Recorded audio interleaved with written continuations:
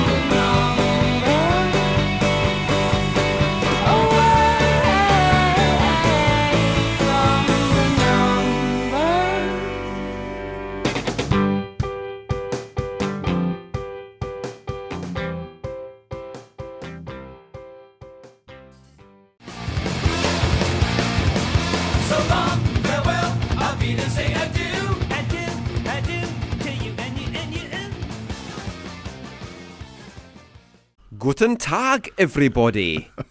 Wie geht es dir? Are we going to have another German-themed show? Ausgezeichnet. Jetzt geht's los.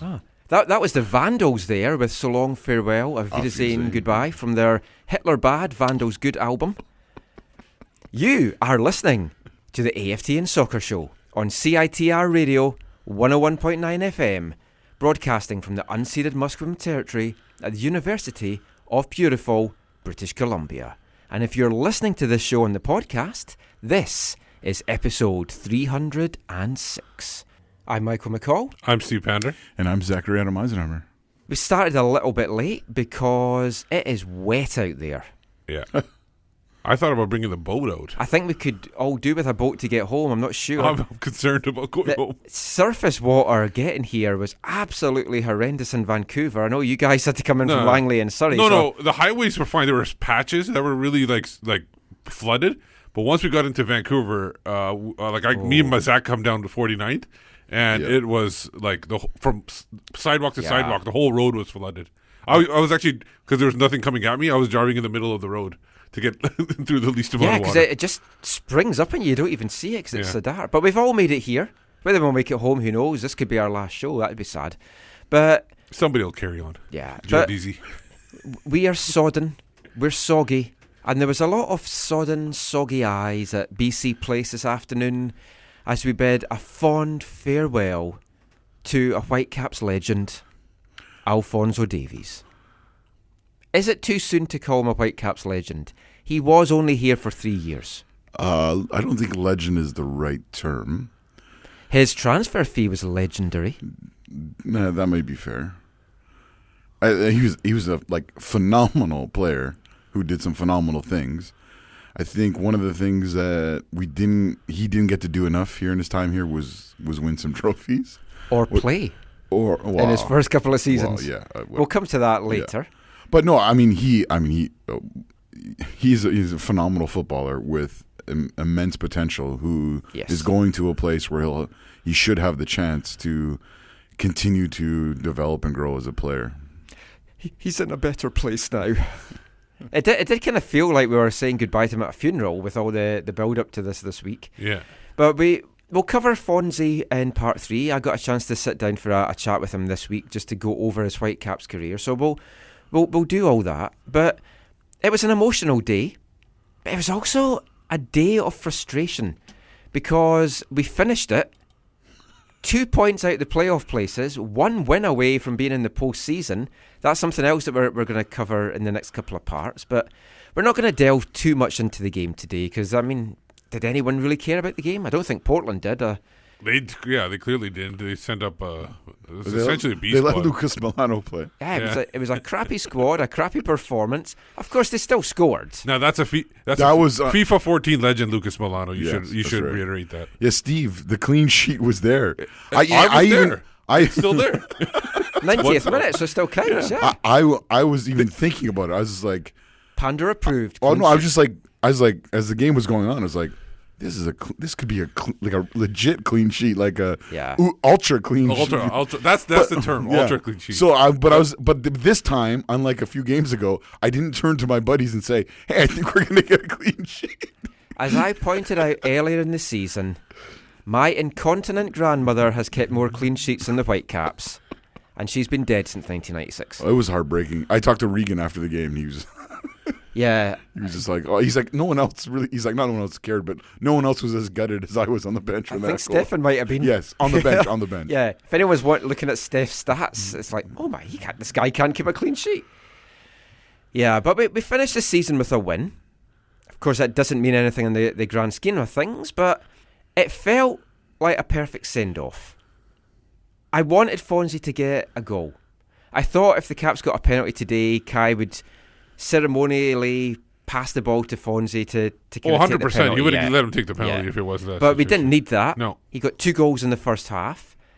After he got the 2 goals, I wanted him to get a hat-trick. And I've got to say, as happy as it is for him to get the 2 goals and the send-off, I left disappointed that he didn't get a hat-trick. And I asked him about it afterwards, and he said that was the goal he'd set himself this year, was to get a hat-trick. And boy, did he go out of his way to try and get it in the second half. Yes. And I think his best chance was in the 67th minute. When the Kamara sent that ball into the ball, and he would have finished it, but Antonella went forward and definitely blocked it out. Yeah. And he kind of bumbled over him. Yeah. The thing is, just to help people get ready for his new adventure, if he had scored in the second half a third goal, in Germany that's not a true hat trick. In Germany, a true hat trick is all goals in one half with no other goals in between. Oh. Yeah. No, well, we in North America that's called a natural hat trick. Oh, okay. So a hat trick is still 3 goals any time in the game. I think we can all agree that the Germans are quite weird. Yeah, they are. Yeah. Lederhosen. Leather pants, they're great. I want to see Fonzie's Halloween costume. I was going to ask him this because we had a bit of a light-hearted post-game press. I was going to say, what's your plans for Halloween? Are you going to wear lederhosen? But if we get to speak to him at the end of season availability, I'll ask him that then. But I actually wanted him to get 4 goals because he celebrated the first 2 in different corners. Yeah, it would just have been so fantastic if the whole stadium got a goal celebration in the corner from Fonzie. But what did you think of his 2 goals? For me, the first one just shows you what he's capable of. Picking the ball up, running at defenders, sweet finish. And the second one just showed his quick reactions. No, I know people are going to say, Portland gifted that goal to him. Which one? The second one. Yeah. But if you look at it again, you see his quick reaction and just being able to cover that ground. I know it was only 5 yards, but it was a split second. Oh, and he was right there on the instinct. ball. And he was able to finish too on that within a split second. It's hard not to feel that there's on goal 1 a little bit of MLS goalkeeping and on goal 2 a little bit of MLS defending. However, if you can put that aside, his run on the first goal and even just his finish remind me, I know it was further out, but it reminded me of his goal one of the goals against Minnesota. Yeah. But it's supposed to actually, he picked this up before the midline. Yes. Yeah. But just how he kind of cut into the middle and then shot. That's to the right side of the net. And really, more importantly, really protected the ball from the defenders. He kept it away, but kept it close to him, but not he was able to keep moving at that speed too. That goal and the one against Minnesota, those are the kind of goals I can literally envision him scoring at the Allianz Arena in the Bundesliga. Might be tough from the left back position. True. But we'll see how that. But then his other goal again, just far superior anticipation. Yeah. And then just a good finish, it was just superb. Yeah. Now they took him off obviously in the 86th minute to get the standing ovation from the crowd. You see that in a lot of games when it's a special occasion. Was that right? Should they have kept him on to try and get that hat trick, or it was a nice kind of passing off the baton moment to Simon Colyn. Not that we'll talk about Simon Colyn as well, and we don't want to put too much pressure on him, but Fonzie himself said he came on for his debut to Nicholas Mosqueda, and then he's come off, and Simon Colyn's come on. It was a nice touch, but I would still have liked him to stay on to get the hat trick. But I'm just no. I think you gotta take him off. The one thing that someone said to me in the stadium was, is that like not too much pressure to put on Simon Colyn? Maybe a tad. Like, he lived up to it, though. Yeah. Well, I mean, those 4 minutes, that was an electric 4 minutes. I think if he had scored, that would have been even like more difficult for him to live up to that. I thought the run was fantastic. Yeah, you got a point the there. run was great. Yeah, it was great. I didn't hear your full point. That one that he lobbed the keeper, everybody would expect so much from him next year. Would be unbearable. Next year would be... And whether he's as mentally strong as Fonzie, because, I mean, we'll talk about Fonzie's mental character when we do that in part 3, but I've got to make a comment, though. When he was getting subbed off, Blanco, Antonella... I saw you tweet about that. Yeah, they were like at the ref, like, come on, look how long he's taken. I don't know if they were even wanting a second booking for him or something. And Uncle just like shrugged, and it's like, yeah, he kind of just pointed like, yeah, it's Fonzie, he's like leaving. What are you expecting me to do here? I've already been booed relentlessly for booking him. No, but the thing is I don't understand that the time will be added on. Exactly. He can add every second of that. And it's not as if Portland had showed much urgency up to that point anyway. And that's the thing. We talked about it during the game. Their bench was just livid constantly. Oh, they were so animated in the second half. And especially for a team that didn't care about the result, where they started like basically the back. Oh, no, okay, you can't say they didn't care about the result, because I talked to some of their people when they were coming into the stadium. How dare you? You can't say they didn't care about the result. I think they did care about the result, but they had to have in mind, we are playing on Wednesday or possibly Thursday. So you have to balance that out. Now, I don't think away to Dallas is probably their balance was like this. Well, I don't think it was their probably first choice. Chosen, path. But I think they also didn't see themselves losing to Vancouver. No, I didn't. Or losing to Fonzie. Yes, that's basically what happened. It's like if we had Kikuta for that playoff game. Yeah, that's what would have happened. Okay, just don't bring up the Queen again. Okay. I was going to in a later part. Anyway, it was you can say QB key, okay? It was a good overall team performance, I thought. You can't really knock any of them. Reyna, though, initially I thought he didn't seem totally switched on. He seemed a little bit zoned out. That miss in the first half was not good. And then he was close on the second, too. He got better as the game went on, but I was a little bit surprised about that. And he was playing out wide. Yeah, which might have thrown him off a little. When I saw that, I was a little bit worried, because I talked to Regan Hall actually before the game as well, and I just didn't ask about the lineup, but I just said the shape. Like, is this going to be a 4-1-4-1 again? And he's like, yeah. We're going to. I agree with you. Breck Shea should have started. Instead. No. That's fair point by Zach. Don't put those words in my mouth, Steve. But no, I was a little bit anxious that Alvis Powell was going to have a field day with him, but he didn't. No. Craig Dalrymple finishes 5 games as interim coach with 7 points.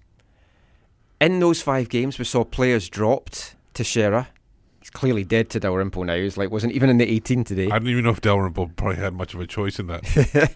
Yeah, I've read some things that I don't know the sources for that were kind of awkward about that. We saw other players given a chance, a little bit more than they had, like Jordon Mutch got extra minutes, Felipe got some playing time, we saw Simon Colyn today. Dalrymple's talked a lot about giving the players decisions and them making decisions, and just about he made an interesting comment that one of the things he learned from these 5 games is it's not just young players that need coaching. It's like the older ones and the veteran guys as well. And they want it too. Yeah, and they want it. So was that possibly indicating that Robbo just maybe left some of the senior guys to their own devices and things didn't go well in that regard? Or maybe he trusted the senior team a little bit too much, or the senior players? Obviously you can read a lot into a lot of things. There's a couple of things. One is, over the years, having talked to Robbo and the guys, I don't think that that's fair in terms of him leaving the older guys to their own devices. The other thing is, this is you talk about things in a game like score effect. So these 5 games are a very specific 5 games, right? So it's where they had to win. Yeah, and they were not in a. they were not in a great position, right? Well, the 2 games they lost the first game was when Dalrymple had to take over on a quick week. Yeah. And the other one was any time with it. And the other one was the depleted roster. Yes. So we had like half the starters missing. One thing I want to bring up. Now, he said that. Now, the point when he said, like people asked him what surprised you or whatever during that time. That was the question, I think, when he said that even senior players want to be coached. Yeah. It could be that he himself was surprised. Because maybe he didn't expect that he needed to coach the senior teams and he was going to be dealing more with the younger. It could be not even a dig at Robbo. It could be that he was surprised.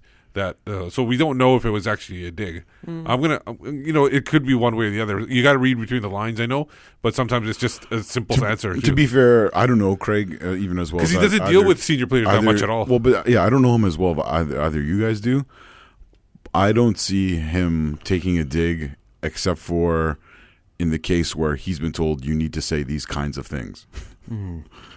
But to differentiate and this was 5 games. And this was a question that maybe he didn't even expect to have to answer after a game. So it was kind of off. We were kept waiting for ages because of everything that was going on after the game. Sorry about that. I was joking because we were sitting waiting. It's like, it's not going to be Craig that comes in. It's going to be the new coach. It's going to be, oh my God, that's Caleb Porter's music. And he's just going to come in the door. But no, it was Craig. There's no Caleb Porter. Get over it. I know, I'm being funny. Okay. When Craig came in, I was going to say as well, you're not Fonzie. And then he sat down and he's like, okay, questions. And then there was silence for a good 5-10 seconds or so. And then the questions came. Yeah. We're going to play you a little bit of audio just from the post-game today, from Craig Dalrymple and from Russell Tybert, just talking about two aspects. One, the frustration of being so close and not getting into the playoffs, and also looking ahead to next season. And both Tybert and Dalrymple feel there's a good core here for next year, which we'll kind of look at in a later part. But let's hear what they had to say.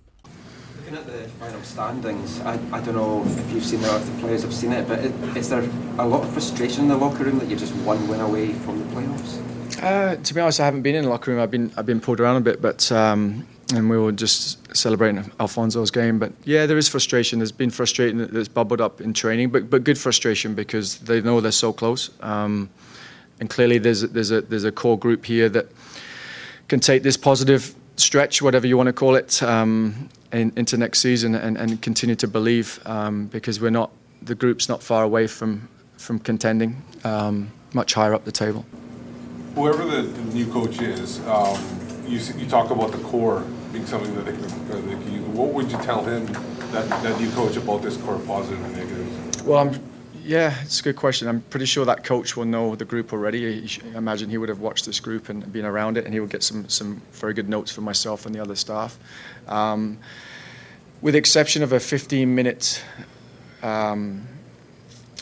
dip in energy levels and commitment in this SKC game, clearly there's grit, there's passion, there's commitment to the cause. The amount of energy and enthusiasm for the game that they showed tonight was outstanding. In a game that, with all due respect, didn't have any real ramifications whether the result was positive or negative. They were talking to each other, they were encouraging, they were coaching each other on the sideline, on the field. They were trying to correct some things at half time, and this was not driven by me, it was them. So there's a real enthusiasm and energy and commitment within the group. And they were a couple of pieces shy of being a real contender this year. Yeah. I don't know if you've seen the standings yet, but when you look at it, we're one win out of getting in the playoffs. How frustrating is that to know that in the end it's just come down to maybe one game? Yeah, I don't think it has come down to one game, but you're right. Essentially it is. I think it all comes down to just the discipline of the team, and that's an honest assessment. I think if we were to cut out some of the things that we let go early on, we wouldn't have consistently been scored on in the final minutes of each half, just like it happened tonight. And that's just a discipline thing. And that's something that can't happen again, and that's something we have to eradicate going into next season.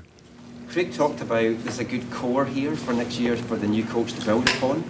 Some of the recent performances have been good, some maybe not as good, but do you feel there is definitely a good core for the squad to build around going into next season? There's a great core group of guys here, and when you see us on the field and I'm around them training all the time, there's a good group of guys. There's a good group of men. And I'm not talking about athletes. I'm talking about people. There's a good group of people in that locker room. And I think that's the most important thing to build around. That's a foundation. Talent, your ability on the field, those are all extras. But I think we do have some good guys, a group of good guys in that locker room, a core group of guys. That being said, we didn't make playoffs this year, so some things do need to change. And they will change, but that's the nature of the business. Craig Dalrymple and Russell Tybert there talking about the frustration of just missing the playoffs and the core group. And we'll talk about whether there is in fact a decent core group later in the show. But today's win saw the Whitecaps finish with the best record of the 3 non-playoff bound Canadian MLS teams. Yeah, Canadian Supporter Shield. I don't know that that's a lot to be proud of. It's kind of like the equivalent of being the tallest giraffe in the zoo. Oh. But depending on the Voyageurs Cup seeding scenarios, we would be number 1 seeds if it's the same as last year, which I'm not Most sure likely it will won't be. Yeah, exactly. Well, the format won't be the same, but Yeah. there could be. There's still rankings. Yeah, or seeding. who knows? It might end up big. But today was MLS Decision Day, and it was pretty exciting. I really enjoyed following it. We were watching the game in the press box. Steve, myself, I was giving you the Manuel updates. Veg. I was in charge of giving the updates. Yeah. I had you in one ear and Har in the other, giving me constant updates. But it was exciting to follow it and watch the live tables. And when they first introduced this, I thought it was a little bit gimmicky. And I still would prefer the East and the West games not to start at the same time. Today you had Columbus, Minnesota screwing that up, but then it was delayed anyway because of weather. But I think if you do it properly, you could certainly have the East and the West start differently. Yeah, for sure. You can have like the East start at 1, and then the West starts at 4 or something Actually, like that. no. So they do the second last day, the second last. Yeah, match last they do. week. No, I think You like it all this in is the one of the last few same things time? that MLS is trying to get right and do well. Like I know, I know you can say like, look, Salt Lake didn't play today, and there's an there's an imbalanced schedule anyways. Yeah. But today was like the deciding day for the supporter shield. Oh yeah, and that could have ended up being between East and West, I guess. Yes, so then you you've do got a want good them point all there. to Well, that's come what up at the happened same when they time. first started this. Was it 2 years ago or last year? Yeah. Where they had them at the different times, and they're like, "Oh shoot," because it could have gone East or West. I really like it, and it did bring excitement today. The movement in the Western Conference over the course of the afternoon was absolutely crazy. And you got to give credit to some of these teams that had nothing really to play for, and they showed up. Zach's got a good start to this. It was a little bit lower than I thought. It was more like half and half. But still, 11 games. I think 5 of them, the higher ranked team won, but five of them were won by the lower team. So obviously, Vancouver won, Toronto won. New England beat Montreal. Houston beat the Galaxy. Yeah. And somehow the Colorado Rapids beat Dallas, and then there was the one draw somehow. This is the Dallas in Chicago. implosion that we always seem to get. I guarantee if this season was going another 3-4 weeks, they'd be out of the playoffs. but it remarkably impacted. It impacted the table huge. Yeah. Like just think. That Galaxy game. Seattle finished second. It's like that's true. What? Who saw that coming? Didn't. When you looked at all the Raul permutations, Rui Diaz saw it coming. Yeah, but the Galaxy was the biggest for me. Oh yeah, Biggest shocker. Atlanta blew the supporters shield big time as well. I didn't so expect that's Atlanta. a bit of a shock. And the thing is, the funny thing about Atlanta is Joseph Martinez. I didn't realize that they mentioned it during the highlights that he scored today, but in the previous, it's been 4 games since he scored last, and that might be a big issue if he can't do that from open play. Yeah, he only got 31 goals in 34 games. I understand that, but when you're not scoring, if you're scoring in bunches at the beginning of the season, but you're at the end of the year, you're not getting he ended touch, up scoring today. Penalty kick. Goal's a they goal. All count. But I'm just saying how the king is the king. Whether it's a 1-incher or whether it's a 12-incher. Yeah. 12-footer, you mean? Sure. Oh, yeah. A penalty. Yeah, or even a 12-incher. Yeah. Or a 12-footer. We'll edit that out. Yeah. I'm just thinking of 12-inchers. But yeah, the Galaxy shot the bed big time. They were 2 up and coasting. They looked like they were in the playoffs. 27th, 30th minute goals from Ola Kamara. You have to watch these highlights if you've not seen it. Oh, yeah. Romel Kyoto made it 2-1. And then Alison Trini. A shocking tackle. Horrible penalty. Kicks the guy in the midriff. Steve said it was a handball as well, which I never even noticed at the time. Well, they were calling for a handball, which I never saw the handball. No, well, his hand was up. I don't know if it hit it or not, but they were calling for it, and it looked like there was a change in direction of the ball. It didn't matter with that doesn't make a difference, kick to the midsection. It didn't matter. But then 2 goals, won the penalty from Mauro Manotas in a 6-minute spell. But then LA were given 9 minutes and they ended up playing 10 minutes of stoppage time. They still needed 2 goals in that. And there was one in extra time where it was Sebastian Lletget. Yeah. Oh yeah. And Back he, post. yeah, the look Zlatan was giving went him. to his knees. Yeah. You couldn't see his face, but you just knew the look that he was giving him from the angle of his head. Just from the back of his head, you could tell the look that he was giving him. Yeah. Yeah. We were sadly, though, deprived of the LA Derby and the Cascadian Derby. Did you see Zlatan on James Corden this week? No. Oh, it was entertaining. He is always He asked him something like, so you're known as being someone who's like full of confidence, right? Like you feel really confident in yourself. He's just like, I am Zlatan. Of course. It was pretty humorous. But, yeah, no LA or Cascadian derbies. We're left with LAFC v RSL, Dallas v Portland, NYC v Philly, and DC v Columbus. I have LA winning, Portland winning, New York winning, and DC winning. Yeah, I'm with you there. I'm with you on all 4 of those, I think. Wait, say let me look at this. Hang on. LAFC versus RSL, who wins? LAFC, the GOATs. Okay, Dallas, Portland, in Dallas. I was going to go with the Lumberjacks. The City Juniors versus Philly. They're both terrible. I think I'd rather the Union one, but I'm pretty sure Man City likes. He's going to go for the same 4 that we picked in DC like 3 Columbus. seconds. Oh, DC Columbus. Whoever wins that, I want to go to MLS Cup. Oh, there you go. Who do you want? Who do you want of that? I want DC for David Ousted.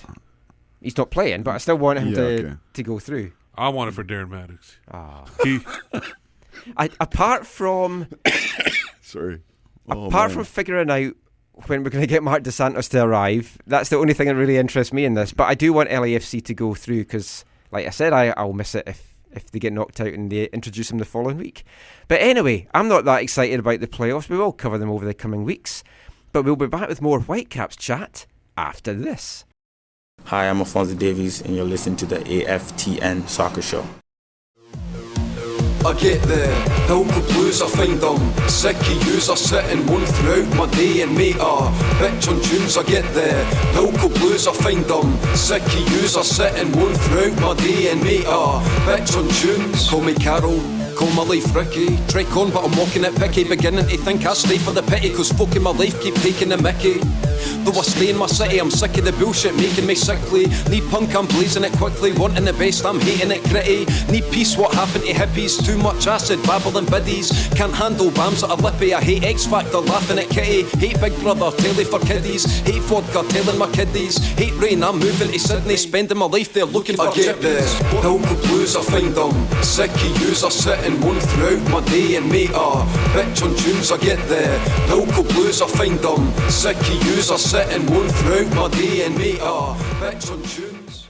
We're always playing Welsh rappers Goldie Looking Chain on the show, so I thought, let's get some Scottish rap into the show. Mad Hat McGore from his Rampant EP there with Pilco Blues. They make me miss Goldie Looking Chain. I've got more of him to come then later in the year if you didn't like that. Excellent. So you are listening to the AFTN Soccer Show on CITR Radio 101.9 FM, broadcasting from the unceded Musqueam Territory at the University of beautiful, very wet, British Columbia. There's been some blues, I guess, this season. That's why I kind of picked Pilco Blues there. It's been a bad year, let's be honest. But with this win and all the Fonzie stuff that went on today, I think a lot of fans are going to have gone home quite upbeat, probably looking forward to next year already and disappointed that the season's over, forgetting the previous 33 games that went before it. In some ways, it's a lot like 2016. We didn't make the playoffs, but we beat Portland. On that day, we won the Cascadia Cup. Oh, no, we didn't. Yeah, we did. We did. No, we won the Cascadia and we knocked them out. And we knocked them. it. So we did. It was the double whammy. So we won the Cup and knocked them out the playoffs. To me, that's a different dynamic now, but folk are still going to go home upbeat. Fair to say that? I'd say more folk are upbeat over Alphonso Davies than the Cascadia Cup that day. Yeah, I think so. Like on a general consensus, but it's definitely different. But Portland's gonna live another day, like play another day. So that's also like both elements are different. So it was a day of celebration. It was. Yeah. It was. Mm-hmm. Curva, you were there. Yeah. You were wearing black. I was. You talked about that last week. Yeah, I always wear black to games. We looked down and we were like, oh, Zach's the only one in black. That's not true. My wife came to the game and she wore black. No, but there was people. No, she needs to be slimmer. I'll just stop talking now. There were people that were wearing black, but they were wearing scarves too, and I think that kind of took away from the black. Oh, there you go. It's for the unity strip. So that's what it was for. Isn't this ironic that this was the year they chose to use unity as their theme? Yes. I was interested. Pete Shad had an interesting discussion on Twitter yesterday about why the Whitecaps they should drop the our honour thing and go for something that's actually more worthwhile. I'm totally with them on that. I could see that being changed. Yeah, real soon. I vote for let's go get them. Up and Atom, Atom Ant. Anyone remember Atom Ant? Huh. Wait, is he one of your like childhood TV presenters? Up and Atom. I thought that was my imaginary friend. I thought it was from The Simpsons. No, Atom Ant was a cartoon. I think it was a Hanna-Barbera cartoon. It was in The Simpsons too because he was like Adam, Captain Adam, so he was Up and Atom. Oh. Yeah. Because I've been sick for the last 3 weeks, I've watched a lot of TV. Excellent. Can really recommend some things. This week, though, I was watching a big series of programs called It Was All Right in the 70s. Oh, yeah. So who knows where this show's going to go tonight. That's why I'm worried about it. That's why we played the content warning at the start. No, please, yeah. Something which was deemed not content worthy. There was a banner hung in the South Side. I don't know who was behind it, whether it was the Southsiders or whether it was just someone that hung it there. It was a Three Stooges banner with a comment about... Well, it says WFC presents the Three Stooges. And then pictures of the Three Stooges. Yes. And then underneath, Lenarduzzi, Lewis, Anderson, Lewis, and Lenarduzzi. So that was taken down. Yeah. I think it was more because it was inaccurate because Mo was Anderson. And Mo was clearly the leader of the group, so it should have been either Lewis or Lenarduzzi. So who's Curly? I don't know. Was Mo the bald guy? No, Mo's the one with the flat top. Kind of like a Beatles cut. They had Lewis Larry, Curly, and bowl cut or whatever you want to call it. I don't know. I don't have Lewis as Here's the thing. The reason that the people will give for taking it down has nothing to do with the content. Yeah. They'll say it has to be taken down because it has not been pre-approved. Yeah, okay. Or doesn't have an approval sticker or whatever. That's what they'll say. Yeah. But the person who took it down because they don't want to they don't have to explain why it was up, or they don't want to lose their job. Oh, okay. And it was taken down security took it down. It was before it even got to the front office, right? When I saw it get taken down, I asked the guy who I thought it was who took it down because I thought it was a guy I knew, and it wasn't him. But so I didn't get to talk to who took it down, what they were told. But yeah, if you know these people, you know how they you know how they function. We're talking about it on Twitter, and we got a tweet from Matt Sakaris. Oh yeah, friend of the show. Well, he is now. He replied to our tweet. Oh, there you go. Yeah. He said maybe it was taken down because Lewis is a female and it was depicting three dudes. Oh. You'd think You'd think a supporters group would know that, or were the designers wanting to stay true to the Stooges? Either way, it's a dated reference that lost the plot on Farewell Fonzie. Caps, no pun intended, an immature and off-the-mark year for the Southsiders. Oh, wasn't expecting that kind of thing. But then Sean Gordon on Twitter replied, I don't understand why fans are expected to celebrate the exodus of the only talented player on the team. Management is either unwilling or unable to attract similar talent to the team, so fans are supposed to feel good about this? And then Derek Johnson... clearly the Whitecaps prefer child labour. Derek Johnson said, why do media members keep defending the front office, who have been the only three constants for one of the least successful MLS expansion teams, Matt? Matt hasn't replied to that. No, yeah. Anyway, moving on.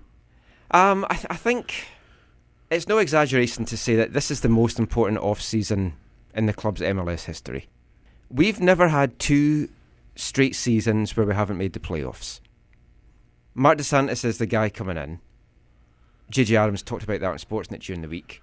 I think he based that on me telling him that at training on Wednesday. So... No, I'm hoping sure. I'm hoping that isn't the case. No, Otherwise, no, my source is really on the spot for getting this correct. No, So it was a good source, though. no, but I think he would have done some more investigating too. Well, he was surprised. Hopefully. But it was- I don't know. I don't know. We'll see. But I'm excited. So wait, you're JJ source? Yeah. You assume. Unless he got it from somewhere else. Yeah, you But assuming. when we were talking about it, he didn't say, "Oh yeah, I've heard that too." But No, but We'll see. if you hear somebody saying that, he's obviously going to go to the people he talks Oh, to yeah. and find out if Yeah. that was it. But DeSantis coming in Because I wouldn't. once LAFC's out the playoffs. Because I wouldn't put my livelihood based on your knowledge for Oh, sure. I would. If I wasn't. Well, okay. I'm excited by MDS coming in. Others, not as sold. They seem to want a bigger name manager.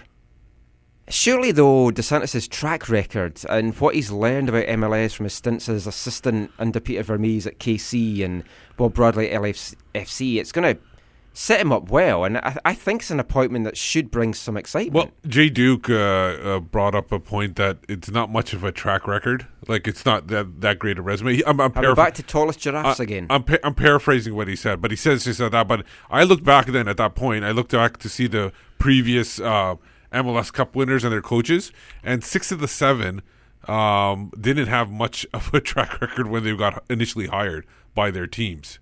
Obviously, like Caleb Porter, he was with Akron, and he didn't even win a championship there. And there was a number of other ones that are. Wait, are you putting Brian Schmetzer in that category then? I am, because of the fact that he's. I disagree with that. We were talking about him today, me and Manuel Veth, and it's like Manu. if Seattle were to get to the MLS Cup final again, whether they win it or not, it's like a dynasty that he's created there, and I don't think he's that talented a manager. It's like insane. Steve, is that the same thing as a dynasty? Yeah, dynasty. Okay, sure. Yeah, you guys pronounce things weird over here. Oh, We sure. did invent the language. So. Scots? We? Yeah. Who's we? Mark DeSantis is like, I have a lot of respect for him. Friend of the show. We had him on in April. Yeah. So I know I have a lot of respect for him as a coach and as a person and whatever, and I think he's done some things in his coaching career, and I think there's a lot. I think there's a lot of upside to him. However, there are a few things to me that are concerning. One is obviously the 6-1 for me. That's an issue. It shows again that the people making these decisions don't care about how so this is someone who really was involved in embarrassing their club about less than a decade ago, and they don't care about hiring him, or they don't that wouldn't stop them from hiring him, that's a prerogative, or whatever, right?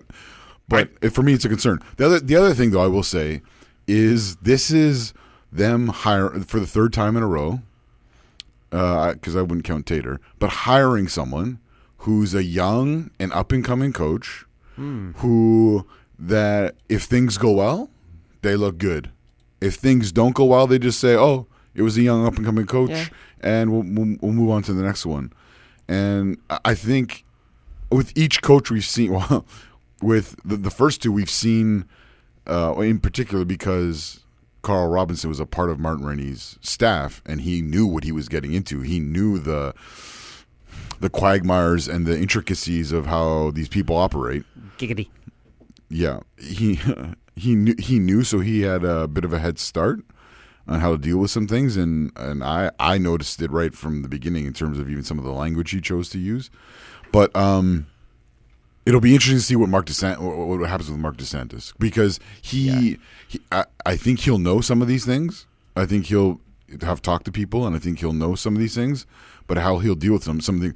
Plus, he does have the one thing we mentioned this once a long time ago.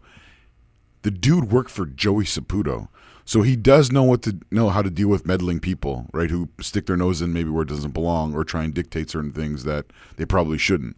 Could he still get us a cheese discount? Yeah, that's what I was going to ask. Oh, are we going to have a new section next year? What's your favourite cheese? Awesome. Yeah, I'm good going to job. go with that. Anyways, it'll be, yeah. It'll be interesting to see how it plays out. How much pressure do you feel is on him right away to hit the ground running, to add some exciting signings, and ultimately to make the playoffs? I think he needs to make the playoffs in the first month. I saw someone post. I saw someone post somewhere again today that they've been told by someone in the ticketing department there will be 3 $1 million DPs next year. Ooh.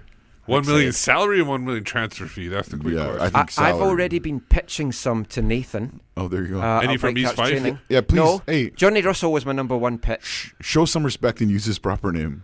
Mr. Whitecaps. Mr. Whitecaps, yeah. I was pitching some to Mr. Whitecaps. Johnny Russell. Celtic's Scott Sinclair, because John Park is going to be doing some scouting. Scotty Sinclair got a very hot wife, for one thing, so that would be a good thing. We could introduce our new WAG section that Anna was meant to do and she never did.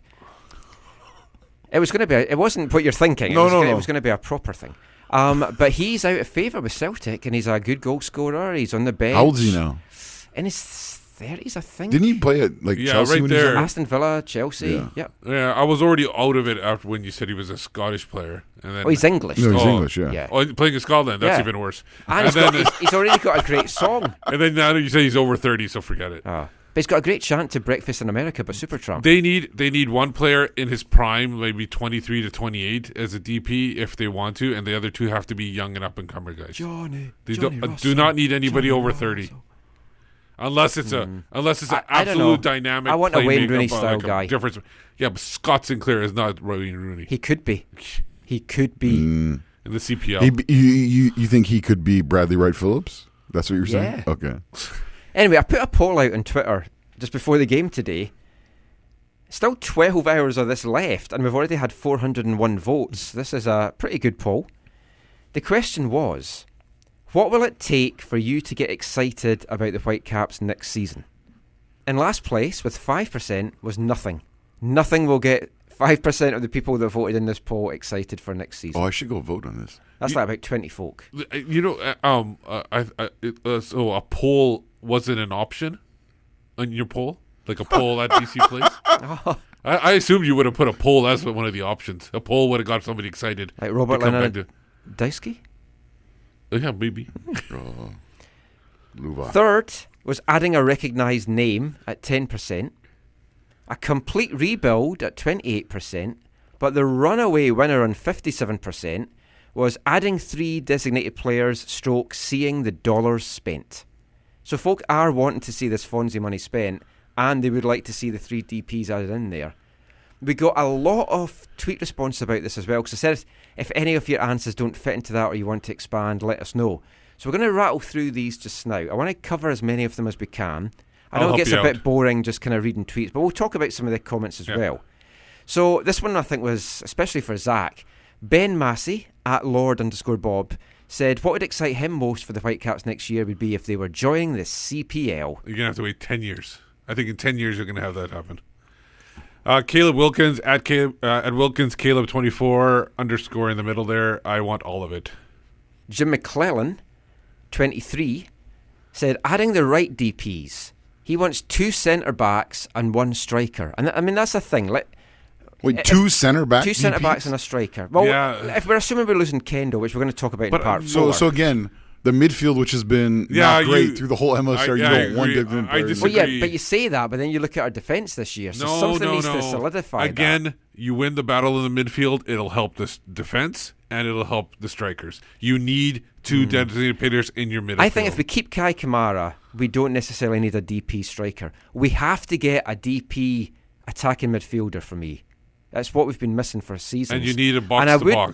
I'm certainly not averse to at least 1 DP centre-back. And if we can get 2 quality ones, I would be up for that as well. No, those 2 quality centre-backs, if you're losing the battle in the midfield, they're going to be under caution the whole time, and you're just going to... But you're talking about DP, so you could get some... I don't care how good other guys. You cannot have 2... I don't think MLS would... I don't think MLS would let you. I think they would stop you. Yeah, I don't think they should get 1. Well, they used to. Jay DeMerit, Olaf Melberg. They stopped. They literally stopped those. Yeah. Mike Ward at Wardy 1700 A and B and or the FO appearing to put in an effort. In my opinion, the fans would like to see an effort, even if the attempt falls short. The club is sticking to their vision, but no one knows what that actually is, and people make up their own narratives. The players can do so. Can only do so much, and management can only do so much with the resource provider. More honest and transparent communication from head office would go a long way. I miss 140 characters. Yeah, some of these are a couple of tweets put together. Oh, is it? Okay. I should have explained that as well. When we get down to Joel Prosser's in a second. Oh, boy. I'll read that one. Okay. You're not good with reading. Well, the thing. If I had more than 4 hours sleep, I would be good with it. If you had more than 4 seconds preparation as well to read these true. probably. The thing is, though, I think the FO would say, "Oh, we are sticking to our vision," but What is the vision? to bring up just Canadians young and players. players. Canadians and players. But we're not. But people who talk to the people involved know that that's what they say in one moment, and they say something different in another. There isn't the identity there. Vancouver Owls, they say that they want the Whitecaps to move on Tybert, Hurtado, Mosqueda. I agree with 2 of the 3. Yeah, who they say they've been around for a long time, never improved. That would be a good start for them. Disagree with 1 of the 3. But so many awful players who need moving on. It's going to be a tough job for whoever comes in. And I'm with you. I think Tybert has come into his own this year. No, remember, we're nobody's saying Tybert's a superstar. No. You can't. You're not going to be able to fill an MLS roster with superstars. Tybert is a very serviceable player who is MLS starting quality at this point. And I think this season has been the making of Russell Tybert. I don't know why anyone's talking about moving Russell Tybert on. I don't know. He's under contract, and they obviously he's Canadian. I said this a couple weeks on the show. He is obviously the link between the players and the front office. He is obviously the link between the players and Bobby and his people. There's no way he's going anywhere. And he's able to talk to them and be honest with them and represent the players that way. Yeah. Rusty's come across as a totally different person as well. He seems a lot more confident. He's given longer answers. He's not just kind of given... No, he used. His old interviews, I loved them. They were. But then he went into shell a little bit, and interesting comment from him today, where he said he's a lot happier playing in this attacking midfield role. He hasn't really been happy playing this more defensive role. He said it's kind of helped him maybe shape the defensive aspect of his game. But now that he's been moved further forward, he's a lot happier, and it comes across when you talk to him. Okay, well we've talked about this on the show lots in the past. That's what he was doing. All his time through the residency, and even a little bit in his time in the USL and early days in MLS. Can I read the next one? Yeah. Okay. We saved this one for you. This is from, of course, AFTNer at J Duke. The whole front office being sacked. Until that happens, the same issues will keep happening. New coach will only help so much. It's a shame for the receptionist because I don't feel she's done anything wrong. Yeah. Derek Constantino at Real Estate Comax. This is the biggest offseason in Whitecaps MLS tenure. If they don't get it right with MDS as manager and 2 new DPs, we should say 3, and a revamped backline, attendance and interest in the club will plummet with the casuals. Past history with the FO isn't much comfort. Andrew at Trenent13 says... They've never gotten the right midfield in MLS. I would say add 2 DPs in the midfield, use Andrew. Tam for the wings, add 2 quality Tam centre-backs. That's a good job. He'd be fine with Kamara for 1 more year up top, but if an upgrade is available, then make the move for a 3rd DP. And that's very... I say hire Andrew. Yeah, let's get him in as one of the coaches, because I like that. That's some really good stuff there. At Ian H. McKinley, money spent on a complete rebuild featuring 3 very good DPs and not necessary players I've heard of before, but ones that raise the level of the team in every game, supported by solid MLS level contributions. There's competition for my football interest coming in the CPL. Yeah. Joel Prosser sent us a few tweets, so I'll rattle through this. He said, I say 2 DPs, another striker and a playmaking midfielder. Solid. Keep Kamara as a DP, as a strike partner for the new DP striker. So that's assuming we're going to play 2 up front. Yeah. Rebuild the back line, which I think we have to. If we are going for 3-5-2, which DeSantis favoured heavily with San Francisco Deltas, and Waston is gone, that leaves 2 more centre-backs to play alongside Henry. You got Mon too. Gazal being converted better not be one of them, if he's even here.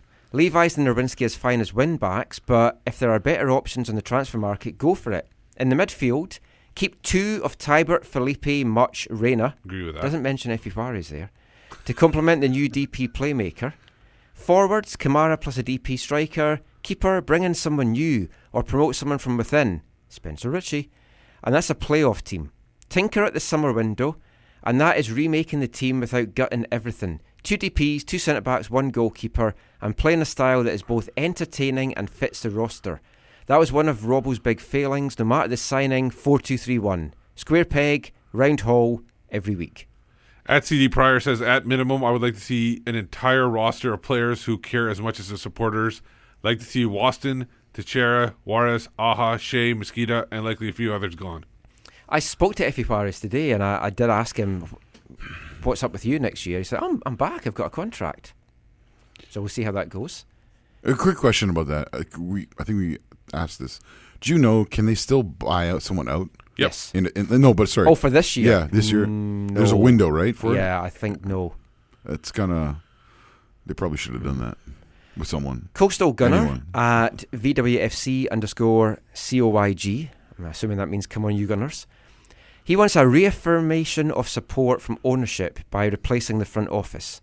Only then will we see a new direction and lasting change that needs to happen. Okay, I think we may have talked. It may have been quite a while since we talked about this, but I think what people don't understand is that there is such a close connection between the ownership and the people in the FO who make decisions. Mm-hmm. So the whole football committee thing. Yeah, it's all intertwined. It's all very heavily. Exactly, and so you're not going to get this ownership getting rid of. And Bobby and Rachel and Greg Anderson. Well, there's more reasons we could talk about that, but they're not going to get rid of them without themselves moving on, most likely. And at this moment, could we see someone on gardening leave? You never know with that. Yeah. Mikey B at Bruiser Battelle. He wants a new manager with a plan. Team spending money on that said plan. This guy. Wait, can I read this one? No, let me read this one. No, I'm trying to read it here. Massimo Cusano. Okay, you go ahead and read it. I can't understand this name. No. Massimo Cusano. Oh, that's it. Oh, Mass. Steve's not good with foreign names. Yeah, right. Mass. Massimo Cusano. New coaching staff. Don't believe the team was that far off this season. No. John Humphreys. At this is a good one. LWO04, invest and give control to a manager with a vision for the club. Hands off. First team D2 youth control. I don't know if you also saw one of John's tweets from today. He said, the best thing about today is that Alphonso Davies will no longer have to play on turf, which all Canadians should be grateful for, or something along those lines. Shane Monkman at S. Monkman. He wants a front office that values the supporters, season ticket holders, and sees us a member of the team instead of dollar signs. Being a season ticket holder for the Whitecaps is kind of like being in a bad relationship. I know I should get out. My friends know I should get out. But I keep coming back thinking, it's going to get better. Bring on 2019. Mr. Felipe at BC Philip 7. Time has to start with the front office and all things related to the hiring of the manager. Just 2 more. Robin Bristow at Rob_Bristow_CA. In the midfield, he doesn't see a future for Felipe or Mutch. Rusty and Reina back, plus DP, promote academy kid Colyn, he did well today. Keeper needs an upgrade. Backline, centre-backs are a mess, so he feels that they need to sort that out. Definitely wants Kai back, plus a DP up front beside him. Much is not coming back. No, as we'll find out in part 4. Yeah. And just the last thing, Angus Walker, just to finish on a positive note, he says it won't take anything for him to get excited about next season. He's already excited. I just hope it isn't beaten out of us week by week like it has been for the past 5 years. So almost positive, but a lot to process about that in the front office. We're going to delve into a lot of these things over the coming weeks of the off-season because we don't take a break in the off-season. The shows just get longer. Yep, they get longer. The show must go on. There's more wavelengths, and we play Countdown. What more could you want? I tell you what more you could want, and we're going to be back with that after this. Hello, it's Kai Kamara, and you're listening to the AFTN Soccer Show. Used all my options, worked off my dues, played all the cards, now there's nothing to lose. Don't want tomorrow to be like today, that's why I'm breaking away. I'm not trying to run, not trying to hide, what can I win if I'm losing my pride?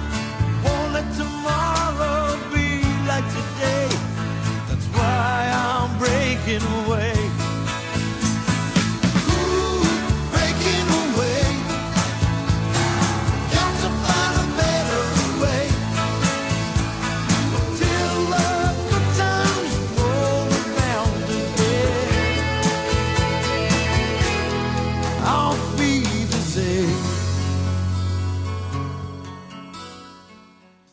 the theme tune for Auf Wiedersehen Pet. Series 1. Love that show. Takes me back to my childhood, watching that in my bedroom on a Saturday night. So we are saying Auf Wiedersehen to our own pet. You give me a weird look. It's set in Geordie land. It must mean a different yeah, meaning. in Geordie land, pet means love. It's like, you're my pet. No, that's fine. Yeah. As long as you explain it, that's fine. It just don't let it brush over. Zach seems sceptical still. Okay. But yeah, I can look it up if you want. Alphonso Davies has moved on. But yeah, we are going to talk about Alphonso Davies in this part. You're listening to the AFTN Soccer Show on CITR Radio, 101.9 FM. So it's the end of the season, end of an era, albeit a small era, but there is no doubt in the impact that Fonzie had. He's leaving a big legacy behind, as well as a wad of cash, 13 million, potential for 22. Whole future of the side could really be kind of sorted out by Fonzie, depending on how they spend this money. He did a lot of media this week. I kind of felt quite sorry for him, because on Wednesday... And after the game. Yeah. Oh, man. He was in demand. Craig Dalrymple said it's kind of taken its toll a little bit on him. But didn't show on the pitch. No. He'd have got a hat-trick maybe if he hadn't done so many interviews. And he found enough time to play Fortnite as well. Oh, yeah, that was a fantastic... Oh, I got my first kill this week. I've no idea what Fortnite is still, apart from it's a game, that's all I know. Fortnite is 2 weeks in the UK. So. Yeah. But he did do a lot of media. In the build-up to the game, it was all about him.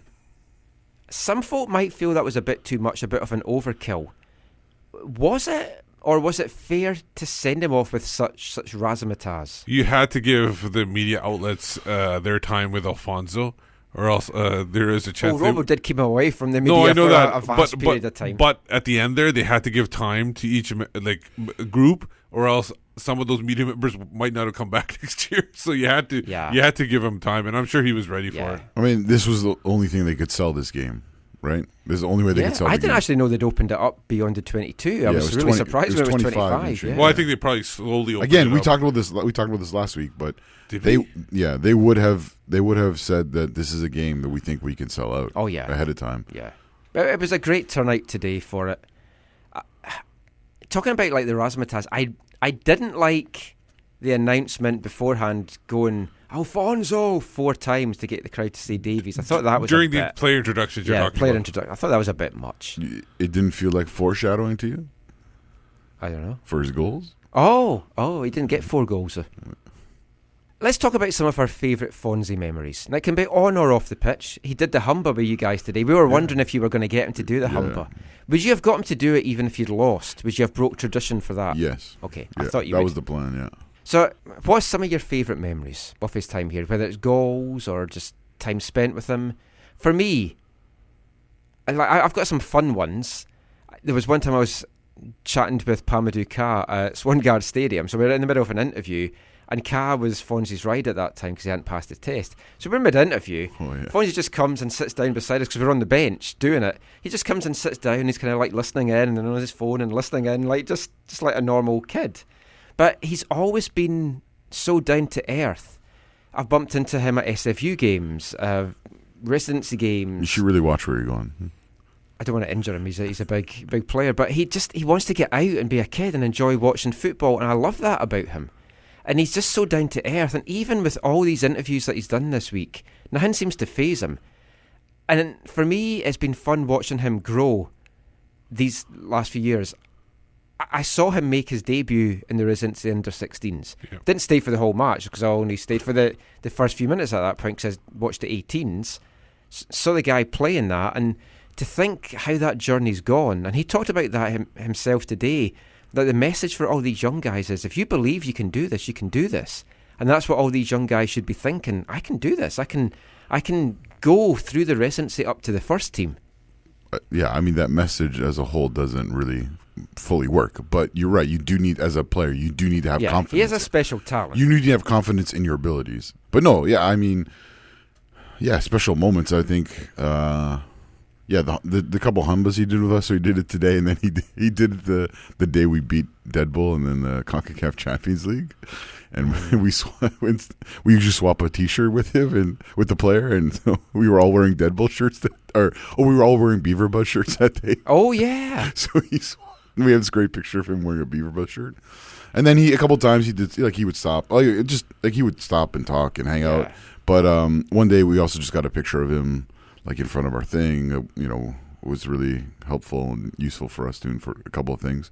But yeah, no, he was always generous with his time, and just I'm really looking forward to, as someone who my first love in club football is Bayern Munich, and so I'm really looking forward to going super over. Special for you. Going over and getting to see him. Yeah, I might play. even go over and try and take a game in. Or if Bayern come over here on a tour, definitely go down and try and see wherever he ends up. That'd be fun as well.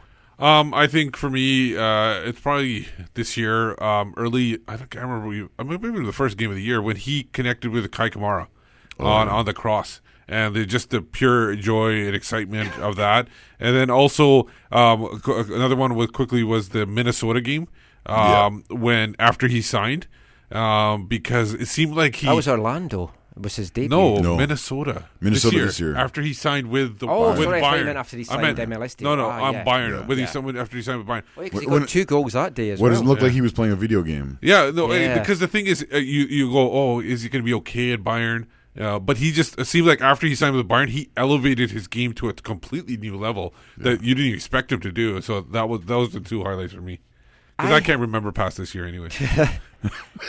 Like when he was taken down in the first pre-season camp, when he went down with under Robbo, I did his first interview, and we're actually going to put together for our extra subscribers all the chats that we've had with Fonzie over the years, because not all of them were aired on the show. Some of them were for written pieces, so it's going to be a nice little chronological thing for him. And just talking to him there and just seeing that journey, it's been fantastic to see.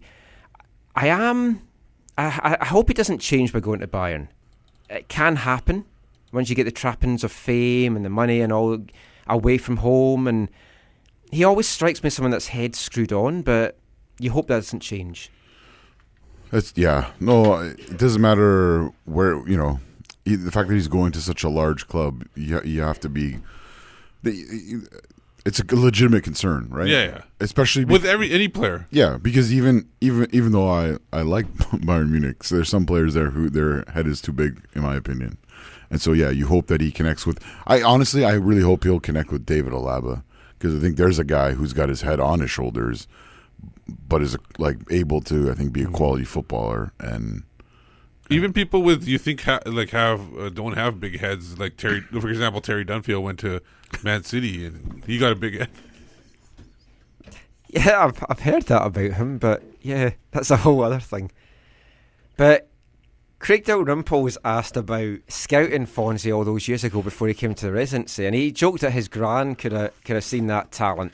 Do you feel the way that Robbo handled him and brought him on his development was at the right pace, or did he get held back a bit? If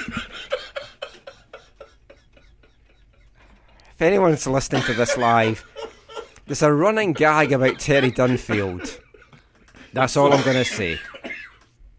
If you listen to our early shows, you would know. I think he could have played him more. Do you want me just to play the Fonzie interview? No. I think he could have played him more here and there. Like I think the pace was solid. I think there were moments where he could have introduced him more earlier in the games or started him here and there.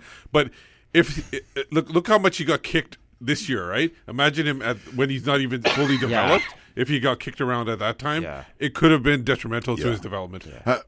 I guess my question to your question, Michael, would be like, do you think he would be exponentially better had he played more younger? Or? I think he might be. Okay. I feel he would be slightly further on to where he is. For example, he exploded this season. Mm-hmm. I think if he'd played more last season, would have been that explosion. I would have seen even more from him this season. But who knows? Queen, king, all that stuff. But I was fortunate. I was one of the folk that got a chance to speak to Fonzie this week.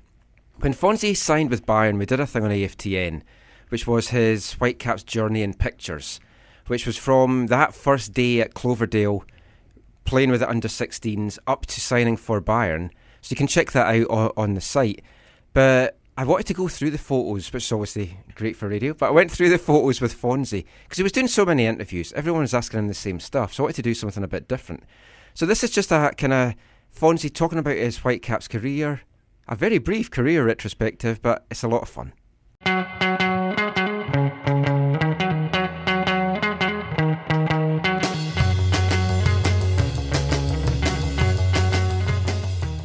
So Fonzie, this was September 15th, 2015.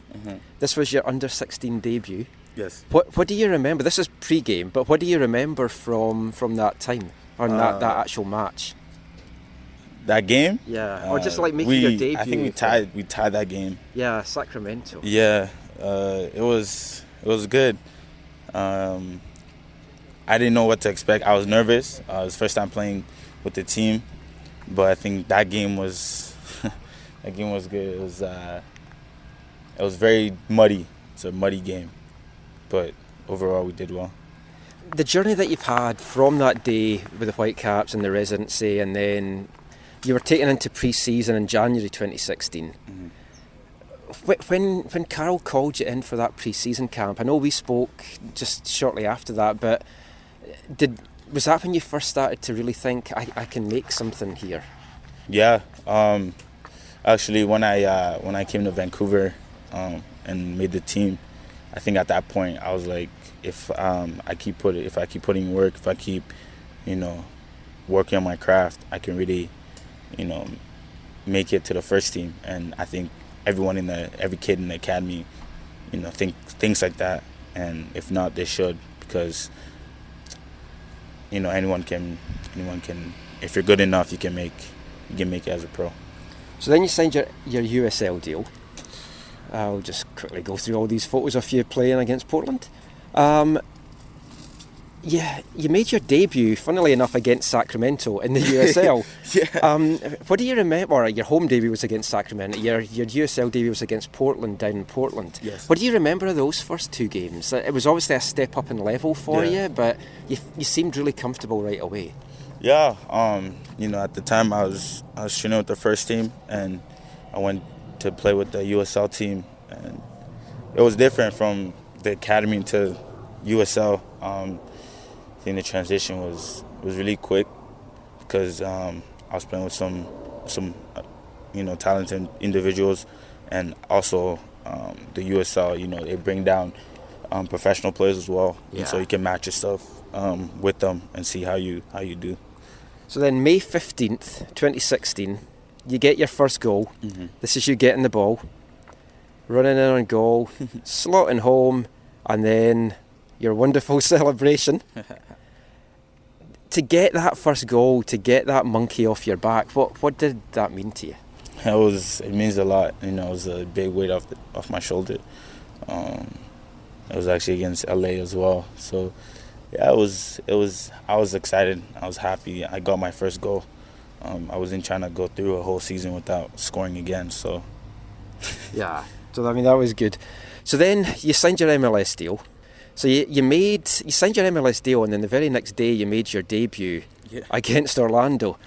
It was a whirlwind thing. I mean, did you know when you signed the deal that you were going to make your debut the next day? No. When I signed, I thought I was going to, take a couple days for me to adjust to, and a couple games for me to get in. But, Robo believed in me. He believed that I had something special and I could play at that level. And I'm grateful that he put me in. You got your first team goal, September 13th, 2016, down in Kansas City. The match winner, secured the spot in the quarterfinals for the Whitecaps. To get that first team goal in such a monumental occasion, what was going through your mind at that point? To be honest, I didn't know what that goal meant. I just thought I scored a goal and that was it. But then later on, I was asking around. I was like, so if we would have lost this game, what happened? Then they told me, and then they're like, yeah, your goal was the game winner. You secure a spot in the CONCACAF. But I mean, I think when Kyle came on and he made that run and everything actually stopped, I thought he was offside, so we all stopped running. And I looked at the linesman, and he didn't put his flag up. So when I screamed for the ball, yeah. So he played it, and I took a touch, and I was actually gonna switch the field, but then I was like, in my mind, I was like, might as well just shoot. So I shot the ball, and when I shot it, I didn't get a clean hit on it, and I was like, oh, this is not gonna go in. That's why I hit off the guy, and the keeper got deflected and went in. I didn't know what to think. I didn't know how to celebrate because I didn't think it was gonna go in. I didn't know what to do, so I just celebrated with AJ. Yeah, I was on holiday at the time, and I was watching it down in Oregon, and it was like a fantastic achievement. So then, well, fast forward to 2017. You got your first Canadian Championship goal against Montreal, but you got your first MLS assist, August 23rd, the draw against Seattle. Why do you feel it took you maybe so long to get that assist in MLS? To be honest, I don't know. Every day we do crossing and finishing, and I try to put the ball in the box for my striker, and I guess I wasn't doing it enough at the time. So this season was like the breakout season for you. You got your first MLS goal. Yeah. It was the home opener against Montreal. Mm-hmm. The joy in your face when you got that goal, it was clear to see. There'd been so much expectation, so much pressure on your back. Again, was that just another relief, and then to get that? Yeah. I remember Kai asking me, have you scored? I was like, yeah, I have scored. He's like, no, MLS goal? I was like, no, I haven't scored. He's like, so you've been here how many years and you haven't scored? So I think that got me going a little bit, because think about it, yeah, I haven't scored an MLS goal in I think a year and a half. Yeah. So I was like, yeah, I think it's time for me to score. So I just, when the ball got played to Christian Chichera and I saw the opportunity, I try to run as fast as I can in the box to, be there. If he, just be in the spot just in case the ball bounced to me. And luckily he passed it across and I got the finish. Trickled in, maybe not the first best goal that I was hoping, but a goal's a goal. You're looking back at your time here. Obviously, it's the last game coming up on Sunday. How do you look back at your time here? Just what has it meant to you as a person? It's meant a lot. Coming in Vancouver as 15, now leaving, as a young man, is something special. I cherish and enjoy my time here at Vancouver, and it'll always be a part of me. That's great. Thank you so much. It's been a pleasure watching you over the years. What I want to do, I'm going to put all these photos in a book for you, and we're going to get it to you at some point at the end of the season. Thank you. So good luck in Bayern and everything that goes with that.